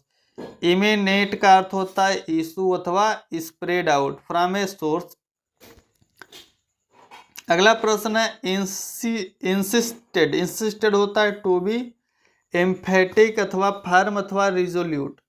Insisted होता है टू बी एम्फेटिक अथवा फर्म अथवा रिजोल्यूट। अगला प्रश्न है कोएल्स। कोएल्स का अर्थ होता है मिलाना, to come together, to form one mass अथवा होल। अगला प्रश्न है कंपैरेटिव डिग्री में देन का प्रयोग होता है। ओमिनस का अर्थ क्या होता है? अशुभ। ओमिनस का अर्थ होता है अशुभ या अनिष्ट। Giving the worrying impression that something bad is going to happen. अगला प्रश्न है प्लान का अर्थ होता है योजना बनाना, इरादा करना है। टू इंटेंड अथवा expect to do. To do या एक्सपेक्ट टू डू समथिंग या टू इंटेंड माने होता है प्लान करना, योजना बनाना। अगला प्रश्न है एमुलेशन। एमुलेशन का अर्थ क्या होता है? स्पर्धा या प्रतियोगिता। एफोर्ट टू मैच अथवा सरपस ए पर्सन अथवा अचीवमेंट। अगला प्रश्न है दिस पेन। दिस पेन होता है related to drama and the theatre and actor अथवा एक्ट्रेस। अगला है ऑक्सीडाइजर। ऑक्सीडाइजर क्या है? ए केमिकल है which a fuel requires to burn. Oxidizer एक कह सकते हैं केमिकल है जो जलने के लिए आवश्यक होता है, रिक्वायर्स टू बर्न। अगला है अप्रूवल। अप्रूवल होता है एक्सेप्टेंस अथवा एग्रीमेंट। सीक्रेट माने होता है प्रोड्यूस अथवा डिस्चार्ज करना होता है सीक्रेट। अगला है वायुदाब लेखी या बैरोग्राफ का आविष्कार किसके द्वारा किया गया था? तो लुसियान विदी के द्वारा। वायुदाब लेखी अथवा बैरोग्राफी का जो आविष्कार है वो लुसियान विदी के द्वारा किया गया। ऑप्शन नंबर ए राइट है। अगला प्रश्न है मधुमेह होने का कारण कम इंसुलिन का उत्पादन।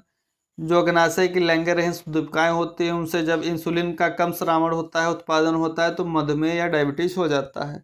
अगला प्रश्न है टेक्टोना ग्रैंडिस लिन, ये सागौन का वैज्ञानिक नाम है। अगला प्रश्न है सी एनिमोन्स प्रजाति के अंतर्गत आते हैं, तो निडेरिया जो है सी एनिमोन्स प्रजाति के अंतर्गत आते हैं। अगला प्रश्न है निम्नलिखित में से कौन किसी परमाणु के अंदर स्थित होते हैं? तो प्रोटॉन और न्यूट्रॉन जो होते हैं यानी एनपी नाभिक में होते हैं, परमाणु के केंद्र में होते हैं, और इलेक्ट्रॉन उसके बाहर चक्कर लगाते हैं जो ऋणात्मक होते हैं। अगला प्रश्न है बेकिंग सोडा क्या होता है? बेकिंग सोडा होता है सोडियम बाइकार्बोनेट, खाने का सोडा। अगला प्रश्न है नदियों में घुली हुई ऑक्सीजन की मात्रा प्रति मिलियन कितनी होती है? तो प्रति मिलियन 5 भाग होती है। ऑप्शन नंबर बी राइट, सी राइट है इसमें। नदियों में घुली हुई ऑक्सीजन की मात्रा प्रति मिलियन 5 भाग होती है। अगला प्रश्न है निम्नलिखित में से किसे आम जलकुंभी कहते हैं? तो जो एकोर्निया है वो आम जलकुंभी है। अगला प्रश्न है रुक्मणी देवी अरुणडेल किसके साथ जुड़ी हुई हैं? तो ये भरतनाट्यम के साथ जुड़ी हुई हैं। अगला प्रश्न है कौन सा राज्य हरियाणा के साथ अपनी सीमा साझा नहीं करता है? तो जो मध्य प्रदेश है ये हरियाणा के साथ अपनी सीमा साझा नहीं करता है। अगला प्रश्न किस ग्रह को बोना ग्रह कहकर भी संबोधित करते हैं? तो प्लूटो को बोना ग्रह भी कहते हैं। बृहस्पति सबसे बड़ा ग्रह है, बुध सबसे छोटा ग्रह है। अगला प्रश्न है वर्ष 1928 में स्थापित ब्रह्म समाज के संस्थापक थे? तो ब्रह्म समाज की स्थापना राजा राम मोहन राय ने की थी। जो ब्रह्म समाज था सबसे पहले 1809 में आत्मीय सभा के रूप में स्थापित हुआ था, बाद में इसको ब्रह्म समाज में बदल दिया गया था आत्मीय सभा को। अगला प्रश्न है किस ग्रह को एक बौना ग्रह कहते हैं? तो बुध हो गया। शाहजहां ने ताजमहल का निर्माण कहाँ करवाया था? तो आगरा में करवाया था, मुमताज महल की याद में। अगला प्रश्न है, प्रथम फिल्म फेयर अवार्ड में किस अभिनेता ने सर्वश्रेष्ठ अभिनेता का अवार्ड जीता था? प्रथम फिल्म फेयर अवार्ड में किस अभिनेता ने सर्वश्रेष्ठ अभिनेता का अवार्ड जीता था? तो वो थे दिलीप कुमार। अगला प्रश्न है, निम्नलिखित भौतिक मात्राओं में से कौन एक अदिश राशि है? तो यंग का मापांक जो है एक अदिश राशि है। निम्नलिखित तत्वों में से कौन सा तत्व कमरे के तापमान पर द्रव रूप में होता है? तो जो पारा है ये कमरे के तापमान पर द्रव रूप में होता है। अगला है वैक्यूबुलरी वर्ड शब्द दिया हुआ पैनेसिया। पैनेसिया का अर्थ होता है सर्व रोगनाशक औषधि। पैनेसिया होता है सर्व रोगनाशक औषधि। अगला है सेपरेट। सेपरेट का होता स्पेक्ट्रे होता है। स्पेक्ट्रे माने होता है छाया या भूत, एक्सपेक्ट्रे। अगला प्रश्न है डिफिकेट। डिफिकेट का अर्थ होता है मलत्याग करना या सोच करना। सिगरेट का भी यही अर्थ होता है। अगला प्रश्न है डीप सीटेड। डीप सीटेड का अर्थ होता है स्थायी, गहरा या सुदृढ़। टेम्परेरी का अर्थ होता है अल्पकालिक या अस्थायी। डीप सीटेड का अर्थ होता है गहरा या स्थायी। अगला प्रश्न है आइडोमेंस फ्रेश से, तो जीरो टॉलरेंस का अर्थ होता है पूर्ण असहनशीलता, non acceptance of anti social behaviour. अगला प्रश्न है डिग्निटी शब्द का क्या अर्थ होता है? तो डिग्निटी का अर्थ होता है गरिमा या गौरव, शान, बड़प्पन। डिस्केंसी भी होता है, डिग्निटी और डिकेंसी साइनोनिम्स हैं एक दूसरे के। अगला है वर्ड एम्बिगुअस। एम्बिगुअस होता है अनेकार्थी, संदिग्ध या अस्पष्ट। अगला प्रश्न है डिवाइंस। डिवाइंस का अर्थ होता है पंथातरण या विपथता। अगला प्रश्न है विब्रेंट। विब्रेंट का अर्थ होता है चमकीला, भड़काऊ या आकर्षक, जबकि ड्रेब का अर्थ होता है नीरस या फीका। वाइब्रेंट का होगा अपोजिट ड्रेब। अगला प्रश्न है कॉन्फिस्केट। कॉन्फिस्केट होता है जब्त कर लेना, कॉन्फिस्केट करना। अगला है सामान्य जानकारी से संबंधित कंप्यूटर से। अगला प्रश्न है प्रथम प्रोग्रामिंग भाषा कौन सी है? तो फोर्ट्रान। फोर्ट्रान जो है प्रथम प्रोग्रामिंग लैंग्वेज है। अगला प्रश्न है बैरोमीटर का आविष्कार किसने किया था? तो एवांजेलिस्ता टोरिसोली। बैरोमीटर का आविष्कार एवांजेलिस्ता टोरिसोली के द्वारा किया गया। अगला प्रश्न है मानव में सबसे बड़ा अंग, तो हो जाएगा त्वचा। त्वचा के बाद सबसे बड़ा अंग यकृत। अगला प्रश्न है डेलोनिक्स रिजिया रफिन का वैज्ञानिक नाम है? तो गुलमोहर है, डेलोनिक्स रिजिया रफिन। अगला है अमीबा किस प्रजाति के अंतर्गत आते हैं? तो अमीबा पैरामीशियम में सभी प्रोटोजोआ के अंतर्गत आते हैं, जबकि एनिलिडा में आता है केचुआ। अगला प्रश्न है सफेद फास्फोरस कौन सा है? तो P4 जो है सफेद फास्फोरस है। धातुओं का क्या गुण, क्षारीय धातुओं का क्या गुण है? जो क्षारीय धातु होते हैं इलेक्ट्रॉन्स को आसानी से छोड़ देती है, क्षारीय धातुओं का गुण है। अगला प्रश्न है कंचनजंगा राष्ट्रीय उद्यान कहाँ है? तो कंचनजंगा राष्ट्रीय उद्यान सिक्किम में है। अगला प्रश्न है कर्मा नृत्य किस राज्य से संबंधित? तो मध्य प्रदेश से कर्मा नृत्य संबंधित है। अगला प्रश्न है निम्नलिखित में से लाइसेज फेयर प्रणाली की एक विशेषता है? लाइसेज फेयर प्रणाली की एक विशेषता है कि इसमें सरकार का कोई हस्तक्षेप नहीं होता है। अगला प्रश्न है सल्फर डाइऑक्साइड का प्रदूषण निम्नलिखित में से किसके वृद्धि से जुड़ा हुआ है? तो ऑप्शन नंबर इसमें बी राइट है। लाइकेंस में वृद्धि होना जो है सल्फर डाइऑक्साइड के प्रदूषण में वृद्धि होने से जुड़ा हुआ है। अगला प्रश्न है सबूत बताते हैं कि पृथ्वी का जीवन अस्तित्व है लगभग 3.5 billion year. Option number D right है। अगला प्रश्न है हॉलीवुड स्थित है? हॉलीवुड कहाँ है? तो एक कैलिफोर्निया में है हॉलीवुड। अगला प्रश्न है भारत का सबसे लंबा राष्ट्रीय महामार्ग? तो ये देख लेना इस समय NH19 है या NH44 है। अगला प्रश्न है किस ग्रह को बोना ग्रह नहीं कहते हैं? तो जो मंगल है इसको लाल ग्रह बोलते हैं, बोना ग्रह नहीं है। अगला प्रश्न है 1526 में पानीपत का युद्ध बाबर और इब्राहिम लोदी के बीच लड़ा गया था कब? 21 अप्रैल 1526 को, जिसमें बाबर विजयी हुआ था, इब्राहिम लोदी रण क्षेत्र में मारा गया। अगला प्रश्न है भारतीय नौसेना कानून कब पारित किया गया? भारतीय नौसेना कानून पारित हुआ 1927 ईस्वी में। अगला प्रश्न है पुलित्जर पुरस्कार कब बटा था स्थापित किया गया था? तो 1917 में। पुलित्जर पुरस्कार को वर्ष 1917 में स्थापित किया गया। अगला प्रश्न है जब एक वस्तु स्थिर है तो वह स्थिर ही रहेगी, यदि गतिमान है तो वह गतिमान ही रहेगी जब तक उस पर कोई बाह्य बल कार्य ना करे। तो ये न्यूटन का कौन सा नियम है? पहला नियम है, जड़त्व का नियम। अगला प्रश्न है, क्या होगा कि कोई वस्तु ऊंचाई से नीचे गिराए और हवा ना हो, हवा का प्रतिरोध ना हो, तो वह उसकी गति बढ़ जाएगी। कोई वस्तु ऊंचाई से गिराई जाएगी और हवा का प्रतिरोध नहीं होगा तो उसके गिरने की जो गति है वो बढ़ जाएगी। अगला प्रश्न है, भारत के प्रधानमंत्री की सेवानिवृत्ति की उम्र क्या है, तो इसकी कोई सीमा नहीं है पीएम के सेवानिवृत्ति की। अगला प्रश्न है,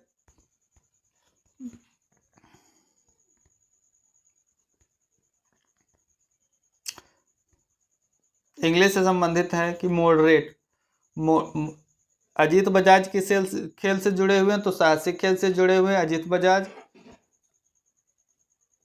अगला प्रश्न है कि मिलियन म्यूटिनीज नाव पुस्तक के लेखक कौन है, तो मिलियन म्यूटिनीज नाव के पुस्तक के लेखक हैं वीएस नायपाल। अगला प्रश्न है, मॉडरेट। मॉडरेट का अर्थ होता है औसत या औसत दर्जे का। अगला प्रश्न है, इमीनेंट। इमीनेंट का अर्थ होता है प्रतिष्ठित या प्रतिष्ठित व्यक्ति या उत्कृष्ट या विशिष्ट। रिनोवेड क्या अर्थ होता है, यही रिनोवेड और इमीनेट एक दूसरे के पर्यायवाची हैं। इसका अर्थ होता है प्रसिद्धि या प्रतिष्ठित उत्कृष्ट। अगला प्रश्न है, सिलीबेट। सिलीबेट का अर्थ होता है ब्रह्मचार्य या ब्रह्मचारी। प्रोमिस्कस का भी यही अर्थ होता है जो सिलीबेट का है। अगला प्रश्न है, मोबिलिटी। मोबिलिटी का अर्थ होता है गतिशीलता। स्नेच का अर्थ होता है हटा लेना या चुरा लेना। स्नेच का अर्थ होता है हटा लेना या चुरा लेना। व्रेंच का भी यही अर्थ होता है हटा लेना या चुरा लेना। अगला है आइडियम एवं phrase, scot free. Scot free का अर्थ होता है बिना सजा के माफ कर देना, यानी विदाउट सफरिंग एनी पनिशमेंट अथवा इंजरी, उसे बोलते हैं स्कॉट फ्री। अगला है टंग इन चेक। टंग इन चेक का अर्थ होता है मजाकिया या मजाक में। In an insincere way. In an insincere way होता है टंग इन चेक। अगला प्रश्न है, स्वीट शॉप। स्वीट शॉप का अर्थ होता है शोषण करने वाली श्रमिक शाला। स्वीट शॉप शोषण करने वाली श्रमिक शाला या रजिस्ट्री का अर्थ होता है पंजीकरण। अगला है हमड्रम। हमड्रम का अर्थ होता है नीरस या अनाकर्षक। अगला है कि फैसियोनेटिंग। फैसियोनेटिंग होता है आकर्षक या दिलचस्प। अगला प्रश्न है, कौन सी गुफाएं बौद्ध धर्म, हिंदू धर्म और जैन धर्म के धार्मिक कला की सांस्कृतिक मिश्रण है, तो ये एलोरा की गुफाएं। एलोरा की गुफाएं बौद्ध धर्म, हिंदू धर्म और जैन धर्म के धार्मिक कला की सांस्कृतिक मिश्रण है। अगला प्रश्न है, किस भारतीय कलाकार ने अधिकतम राष्ट्रीय पुरस्कार जीते, तो सरबना आजमी। अगला प्रश्न है, निम्नलिखित में से दूध के खट्टे होने का कारण, तो लैक्टिक एसिड। लैक्टिक एसिड के कारण दूध का खट्टापन होता है। अगला प्रश्न है, किस फूल ना लगने वाले बीजाणुधारक की पौधे की जड़ें होती हैं, तो फर्न। फर्न में क्या होता है, फूल नहीं लगते हैं और बीजाणुधारक पौधे की जड़ें होती हैं। अगला प्रश्न है, तिलचट्टे का उत्सर्जन अंग, तो मालपेघियन ट्यूब्स जो होते हैं वो है तिलचट्टे का उत्सर्जन अंग। अगला प्रश्न है अगला प्रश्न है, हाइड्रोजन पराक्साइड का साधारण नाम। हाइड्रोजन पराक्साइड का साधारण नाम है ब्लीच या तरल। अगला प्रश्न है, जो परम है, परम सुपर कंप्यूटर की एक श्रृंखला है जिसे सीडेक के द्वारा बनाया गया। सीडेक का पूरा नाम होता है centre for development of advance computing. Centre for development of advance computing CDAC का फुल फॉर्म है, ये पुणे में है। परम जो है कंप्यूटर की एक कह सकते हैं सुपर कंप्यूटर की श्रृंखला है। अगला प्रश्न है, भारतनाट्यम लोक नृत्य कहाँ का है, तो तमिलनाडु का है शास्त्रीय लोक नृत्य। अगला प्रश्न है, वह बेरोजगारी जो वर्ष के कुछ निश्चित समय में बनाई जाती है जब माल और सेवाओं की मांग सामान्य की तुलना में कम होती है, तो वो होते हैं मौसमी बेरोजगारी। वह बेरोजगारी जो वर्ष के कुछ निश्चित समय में बनाई जाती है जब माल और सेवाओं की मांग सामान्य की तुलना में कम होती है, तो वो मौसमी बेरोजगारी कहलाती है। अगला प्रश्न है, पानी के वाष्पीकरण की क्रिया पेड़ों के किस भाग में होती है, तो ये होते हैं स्टोमेटा में। पानी के वाष्पीकरण की क्रिया पौधों के स्टोमेटा यानी रंध्रों में होती है। अगला प्रश्न है, कालक्कड़ मुंडाथुराई टाइगर रिजर्व। कालक्कड़ मुंडाथुराई टाइगर रिजर्व कहाँ है, तमिलनाडु में है। अगला प्रश्न है, $5 के नोट पर किस अमेरिकी राष्ट्रपति का चित्र है, तो अब्राहम लिंकन। $5 नोट पर अमेरिका के राष्ट्रपति का चित्र है, तो थे अब्राहम लिंकन, उनका चित्र है। अगला प्रश्न है, कौन सा देश अमरूद का सबसे बड़ा उत्पादक, तो अमरूद का सबसे बड़ा उत्पादक अपना भारत है। अगला प्रश्न है, पोर्ट ब्लेयर की राजधानी। पोर्ट ब्लेयर जो है अंडमान और निकोबार द्वीप की राजधानी है। अगला प्रश्न है प्लासी का युद्ध कब हुआ था? तो 1757 ईस्वी में। प्लासी का युद्ध 1757 ईस्वी में लड़ा गया था। अगला प्रश्न है शाहजहां का कार्यकाल 1627 से 57। शाहजहां का कार्यकाल है 1627 से 1657। ये मुगल शासक का कह सकते हैं शासक था। अंतरिक्ष में यात्रा करने वाले पहले भारतीय अंतरिक्ष यात्री कौन थे? तो राकेश शर्मा ये पहले अंतरिक्ष यात्री हैं। अगला प्रश्न है संतुलन में एक शरीर स्थिर वेग के साथ चल सकती है। संतुलन में एक शरीर स्थिर वेग के साथ चल सकती है। ऑप्शन नंबर सी राइट है। अगला प्रश्न है अखिल भारतीय तृणमूल कांग्रेस कब बना या स्थापित हुआ? तो 1998। अखिल भारतीय तृणमूल कांग्रेस को वर्ष 1998 में स्थापित किया गया। अगला प्रश्न है भारतीय राष्ट्रीय कांग्रेस किस राजनीतिक समूह का हिस्सा है? तो संयुक्त प्रगतिशील गठबंधन। भारतीय राष्ट्रीय कांग्रेस संयुक्त प्रगतिशील गठबंधन का हिस्सा है। अगला प्रश्न है निम्नलिखित में से किस देश ने 2016 का सुल्तान अजलान शाह कप जीता था? तो ऑस्ट्रेलिया।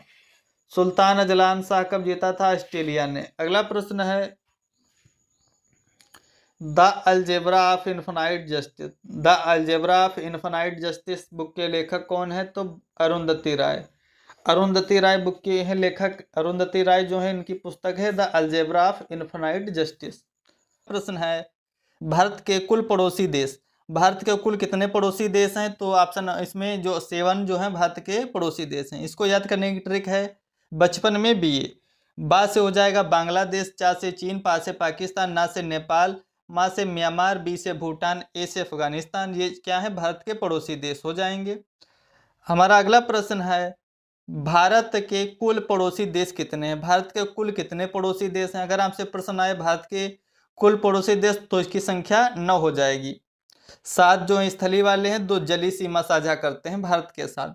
श्रीलंका और मालदीव जो है ये भारत के साथ अपनी जलीय सीमा को साझा करता है। टोटल 9 देश हो जाएंगे भारत के कुल पड़ोसी देश। अगर आपसे प्रश्न आए स्थलीय पड़ोसी देश तो 7 राइट ऑप्शन होगा। अगला प्रश्न है अफगानिस्तान का संक्षिप्त परिचय। अफगानिस्तान का संक्षिप्त परिचय देखेंगे। जो अफगानिस्तान है यह क्या है? एशिया दक्षिण एशिया का एक स्थल अवरोध देश है जिसकी राजधानी काबुल है। अफगानिस्तान दक्षिण एशिया का एक स्थल अवरोध देश है जिसकी राजधानी काबुल है। दिल्ली पर प्रथम अफगानी शासक जो था वो बहलोल लोदी था। दिल्ली पर प्रथम अफगानी शासक बहलोल लोदी था। अफगानिस्तान की जो सीमा है 7 देशों के साथ लगती है। अफगानिस्तान 7 देशों के साथ अपनी सीमा साझा करता है। पाकिस्तान के साथ में भारत के साथ में चीन है, तजाकिस्तान, तुर्कमेनिस्तान, उज्बेकिस्तान और ईरान। अफगानिस्तान 7 देशों के साथ सीमा साझा करता है। अफगानिस्तान यूएनओ का सदस्य जो है 1945 में बना था। अफगानिस्तान यूएनओ का सदस्य 1945 में बना। अगला प्रश्न है हमारा पाकिस्तान का संक्षिप्त परिचय देखेंगे। पाकिस्तान से संबंधित क्या इंपॉर्टेंट क्वेश्चन आते हैं? तो पाकिस्तान की राजधानी हो जाएगी इस्लामाबाद। इसकी जो मुद्रा है रुपया है। पाकिस्तान की मुद्रा रुपया है और इसकी राजधानी इस्लामाबाद है। पाकिस्तान की सीमा जो है भारत के साथ 1947 ईस्वी में निर्धारित हुई थी जिसे क्या बोलते हैं? रेड क्लिफ सीमा रेखा बोलते हैं। मैकमोहन सीमा रेखा जो है वो भारत और चाइना के बीच में है और रेड क्लिफ भारत और पाकिस्तान के बीच में है जो 1947 में निर्धारित हुई। अगला प्रश्न है पाकिस्तान की सीमा 3 देशों के साथ लगती है। पाकिस्तान की सीमा कितने देशों से लगती है? 3 देशों के साथ, भारत के साथ, अफगानिस्तान के साथ और ईरान के साथ। अगला प्रश्न है कि भारत के कितने राज्य जो हैं पाकिस्तान से सीमा साझा करते हैं? तो भारत के 3 राज्य हैं गुजरात, राजस्थान, पंजाब। गुजरात, राजस्थान, पंजाब ये जो हैं पाकिस्तान के सीमा साझा करते हैं और 2 जो भारत के केंद्र शासित प्रदेश हैं जम्मू कश्मीर और लद्दाख ये पाकिस्तान से सीमा साझा करते हैं। टोटल जो भारत के 5 राज्य और यूटी हो जाएंगे मिलाकर जो पाकिस्तान से सीमा साझा करते हैं। अगला प्रश्न है बांग्लादेश का संक्षिप्त परिचय देखेंगे। बांग्लादेश का जो पुराना नाम क्या था? उसका पुराना नाम था पूर्वी पाकिस्तान। बांग्लादेश का पुराना नाम पूर्वी पाकिस्तान था। चिटगांव जो है बांग्लादेश का एक जिला है। चिटगांव बांग्लादेश का एक जिला है जिसकी सीमा म्यांमार से लगती है। अगला देखेंगे इसके बारे में टॉपिक कि 1971 ईस्वी में पूर्वी पाकिस्तान के लोगों ने मुक्ति संग्राम नामक आंदोलन चलाया था जिसके प्रमुख नेता जो थे शेख मुजीबुर रहमान थे। बांग्लादेश का पूरा नाम था पूर्वी पाकिस्तान। यहाँ के लोगों ने 1971 ईस्वी में मुक्ति संग्राम आंदोलन चलाया था, जिसके प्रमुख नेता शेख मुजीबुर रहमान थे। यह एक दक्षिण एशिया का देश है।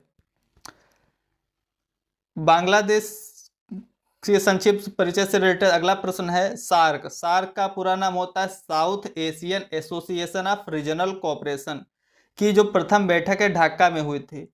बांग्लादेश की राजधानी क्या है? ढाका है। ढाका में सार्क की प्रथम बैठक हुई थी। सार्क का पूरा नाम क्या होता है? South Asian association of regional cooperation. अगला प्रश्न है बांग्लादेश के संक्षिप्त परिचय से संबंधित। बांग्लादेश की राजधानी ढाका हो जाएगी। बांग्लादेश जो है भारत के साथ सबसे अपनी सर्वाधिक सीमा साझा करता है। भारत जो है 4096 किलोमीटर जो है सीमा साझा करता है बांग्लादेश के साथ। अगला प्रश्न है बांग्लादेश के संक्षिप्त परिचय से रिलेटेड। भारत के जो 5 राज्य हैं, भारत के 5 राज्य बांग्लादेश से सीमा साझा करते हैं। असम है, पश्चिम बंगाल है, त्रिपुरा, मेघालय, मिजोरम। भारत के 5 राज्य असम, त्रिपुरा, मेघालय, मिजोरम, पश्चिम बंगाल, ये बांग्लादेश के साथ सीमा साझा करते हैं। भारत की जो बांग्लादेश के साथ है सीमा, वो सर्वाधिक सीमा है 4096 किलोमीटर। अगला प्रश्न है नेपाल से संबंधित प्रश्न देखेंगे। नेपाल का क्या संक्षिप्त परिचय है? नेपाल की राजधानी क्या है? नेपाल की राजधानी है काठमांडू है। और नेपाल की मुद्रा क्या है? नेपाल की मुद्रा रुपया है। अगला प्रश्न है नेपाल जो है दक्षिण एशिया का एक स्थल अवरोध देश है। नेपाल की सीमा जलीय सीमा नहीं लगती है इसकी। यह एक स्थल अवरोध देश है जो हिमालय की गोद में बसा हुआ है। नेपाल क्या है? हिमालय की गोद में बसा हुआ है। यह एक दक्षिण एशिया का स्थल अवरोध देश है। अगला प्रश्न है कि नेपाल में जो है हिमालय को क्या बोलते हैं? नेपाल में हिमालय को सागर माथा बोलते हैं। और महात्मा बुद्ध का जन्म नेपाल में हुआ था, लुम्बिनी नामक स्थान पर। महात्मा बुद्ध का जन्म नेपाल लुम्बिनी में हुआ था। अगला प्रश्न है नेपाल के संक्षिप्त परिचय से संबंधित। भारत के कितने राज्य जो है नेपाल की से साथ सीमा बनाते हैं? तो भारत के जो 5 राज्य है वो नेपाल से सीमा साझा करते हैं। पहला है उत्तराखंड, यूपी, बिहार, पश्चिम बंगाल, सिक्किम, ये हैं नेपाल से सीमा साझा करते हैं।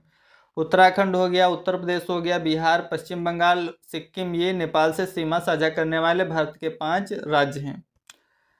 अगला प्रश्न है नेपाल की सीमा कितने देशों को स्पर्श करती है? तो नेपाल की सीमा जो है 2 देशों को स्पर्श करती है, भारत और चीन।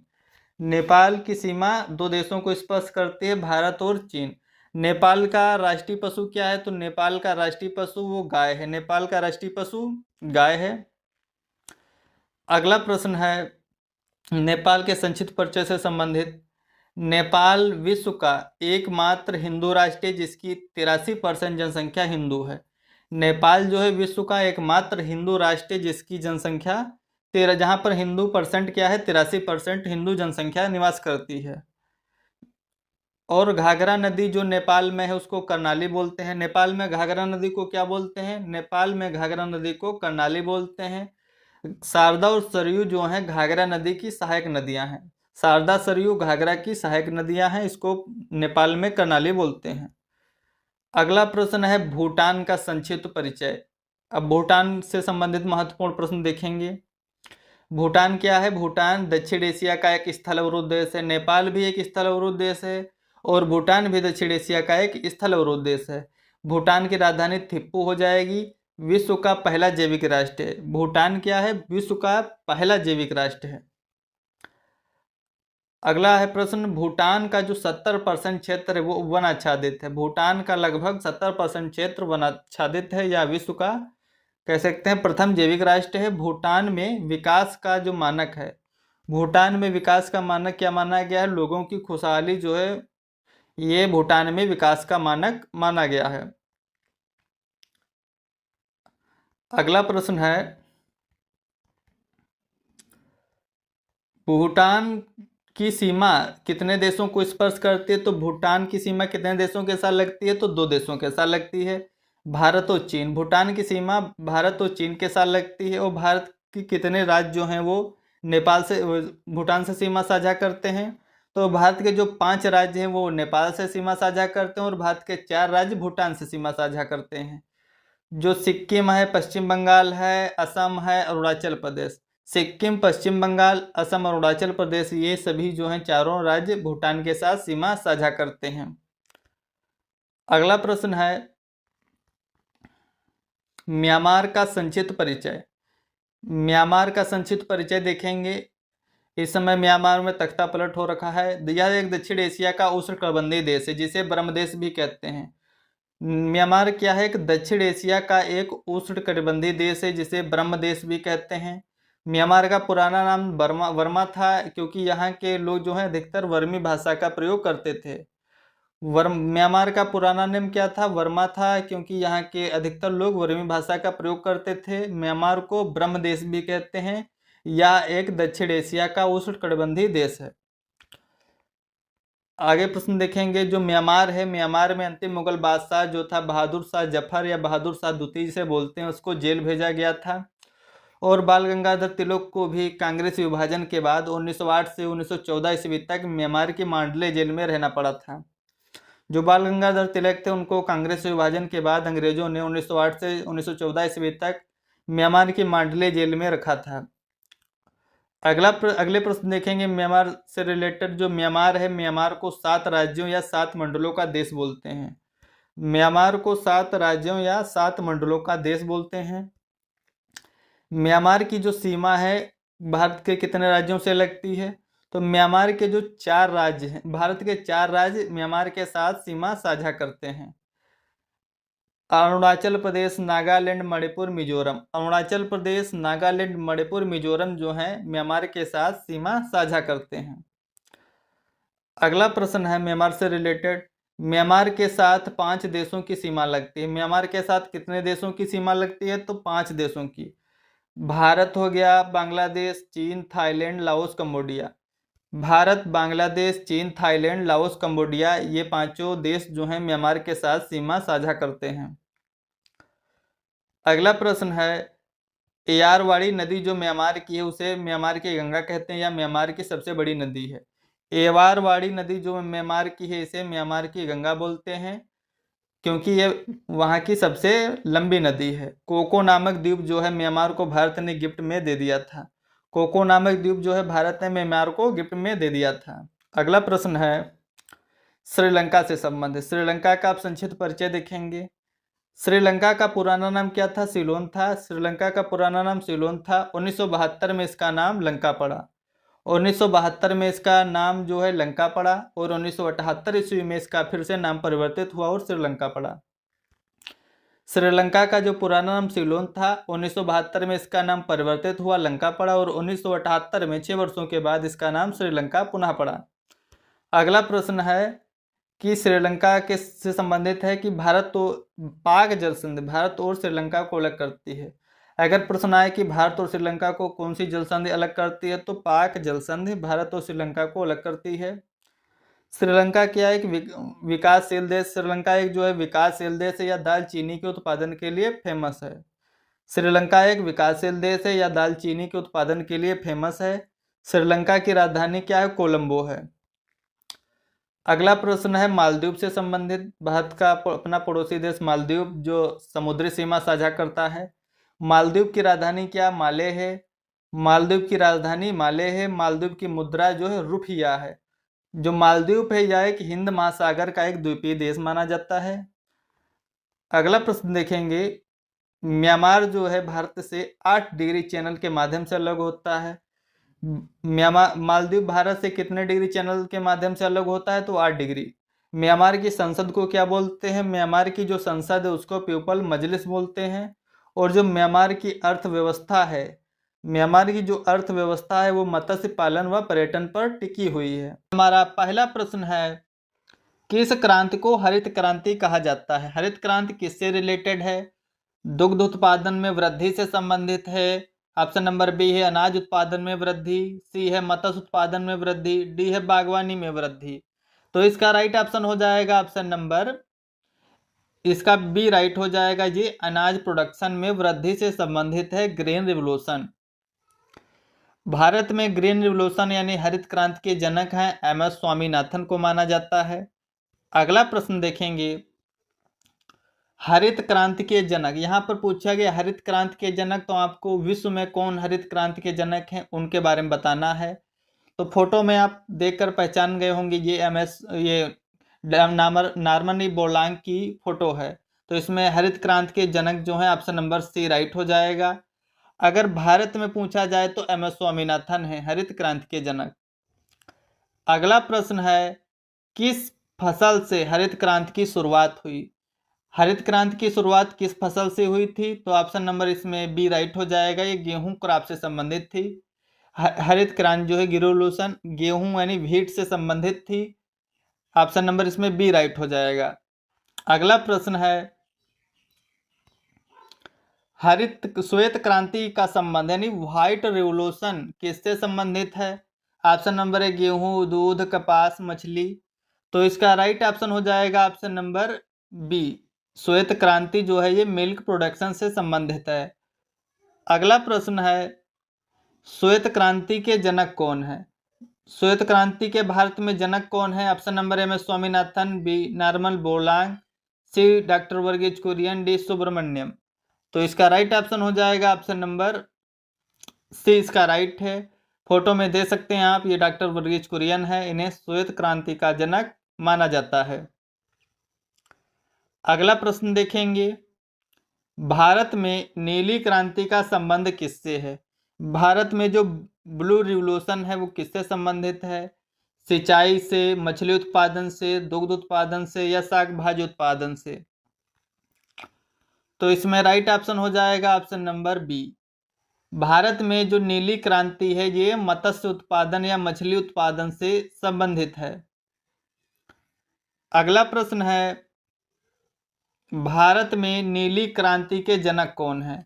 भारत में नीली क्रांति के जनक कौन है? Option number Harishankar Singh, Verghese Kurien, Norman Borlaug या अरुण कृष्णन। तो इसमें ऑप्शन के अकॉर्डिंग जो अरुण कृष्णन है इनको हरित क्रांति का जनक माना जाता है, और हीरालाल चौधरी भी जो हैं उनको भी हरित नीली क्रांति का जनक माना जाता है। नीली क्रांति की बात करें तो अरुण कृष्णन और हीरालाल चौधरी दोनों लोगों का नाम आता है। अगला प्रश्न देखेंगे, पीली क्रांति किससे संबंधित है? Yellow revolution which crop is related? तो तिलहन प्रोडक्शन या गेहूं उत्पादन, फूलों की खेती या चाय उत्पादन? तो इसका क्या राइट ऑप्शन हो जाएगा? ऑप्शन नंबर ए, जो पीली क्रांति है वो तिलहन उत्पादन से संबंधित है। सैम पित्रोदा जो है इसके फादर ऑफ पीली क्रांति के जनक हैं, yellow revolution, father of yellow revolution Sam Pitroda हैं। अगला प्रश्न है, भारत में इंद्रधनुषी क्रांति का अर्थ है? भारत में इंद्रधनुषी क्रांति का क्या अर्थ है? सभी कृषि क्रांतियों का समावेश, रासायनिक खेती, जैविक खेती या कृषि निर्यात? तो इसका जो ऑप्शन नंबर ए है राइट है। भारत में इंद्रधनुषी क्रांति जो है सभी क्रांतियों का समावेश है, इंटीग्रेटेड कह सकते हैं ऑल रिवोल्यूशंस। अगला प्रश्न है, सुनहरी क्रांति का संबंध है? सुनहरी क्रांति किससे संबंधित है? तिलहन से, बागवानी व मधुमक्खी पालन से, सिंचाई से या रेशम उत्पादन से? तो इसका राइट हो जाएगा ऑप्शन नंबर बी, सुनहरी क्रांति जो है वो बागवानी व मधुमक्खी पालन से संबंधित है। मधुमक्खी पालन को एपीकल्चर भी बोलते हैं, मत्स्य पालन को पीसीकल्चर बोलते हैं, और रेशम उत्पादन होता है उसको सेरीकल्चर बोलते हैं। रेशम उत्पादन सेरीकल्चर से संबंधित है, मधुमक्खी पालन जो है एपीकल्चर से संबंधित है, और मछली पालन पीसीकल्चर से संबंधित है। और तिलहन जो है ये येलो रिवोल्यूशन से संबंधित है। यहाँ पर ऑप्शन नंबर बी राइट है, सुनहरी क्रांति का संबंध बागवानी व मधुमक्खी पालन दोनों से माना जाता है। अगला प्रश्न है, सिल्वर क्रांति का संबंध किससे है? मछली पालन, बकरी पालन, अंडा उत्पादन या रेशम उद्योग?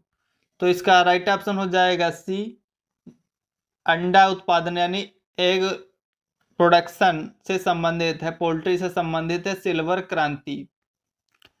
अगला प्रश्न है, भूरी क्रांति का संबंध किससे है? जो भूरी क्रांति वो किससे संबंधित है? मिट्टी संरक्षण यानी सॉइल कंजर्वेशन, चमड़ा उद्योग, बकरी पालन या कृषि उपकरण?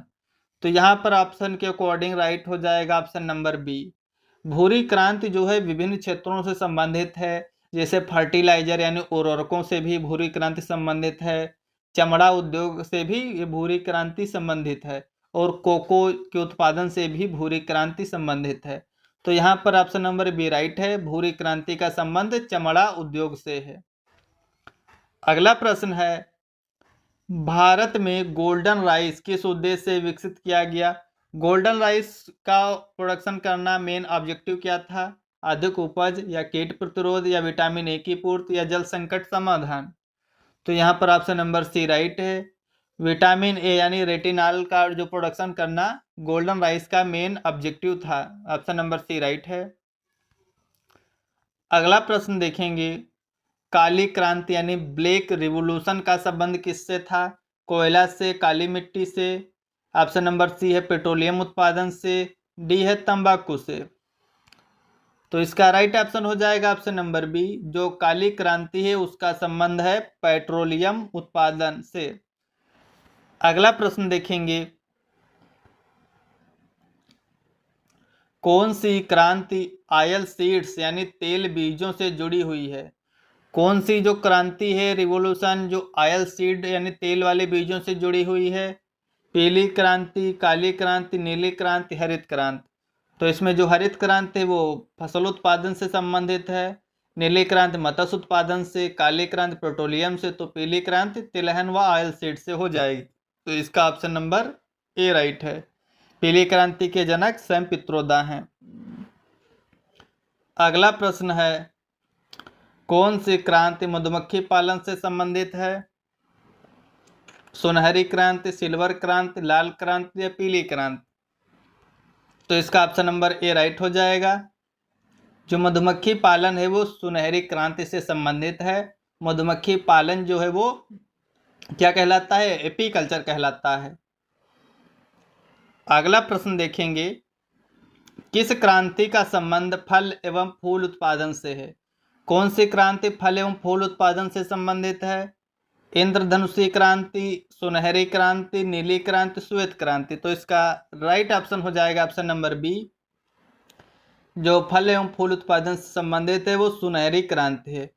पोमोलॉजी जो होता है उसे कहते हैं प्रोडक्शन ऑफ फ्रूट। पोमोलॉजी के अंदर फलों का प्रोडक्शन का अध्ययन करते हैं, और फ्लोरी जो कल्चर होता है वो फूलों के प्रोडक्शन से संबंधित होता है।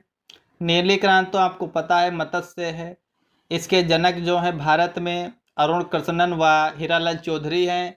श्वेत क्रांति के जनक जो है वर्गीज कुरियन जी हैं। ये मिल्क प्रोडक्शन से संबंधित है।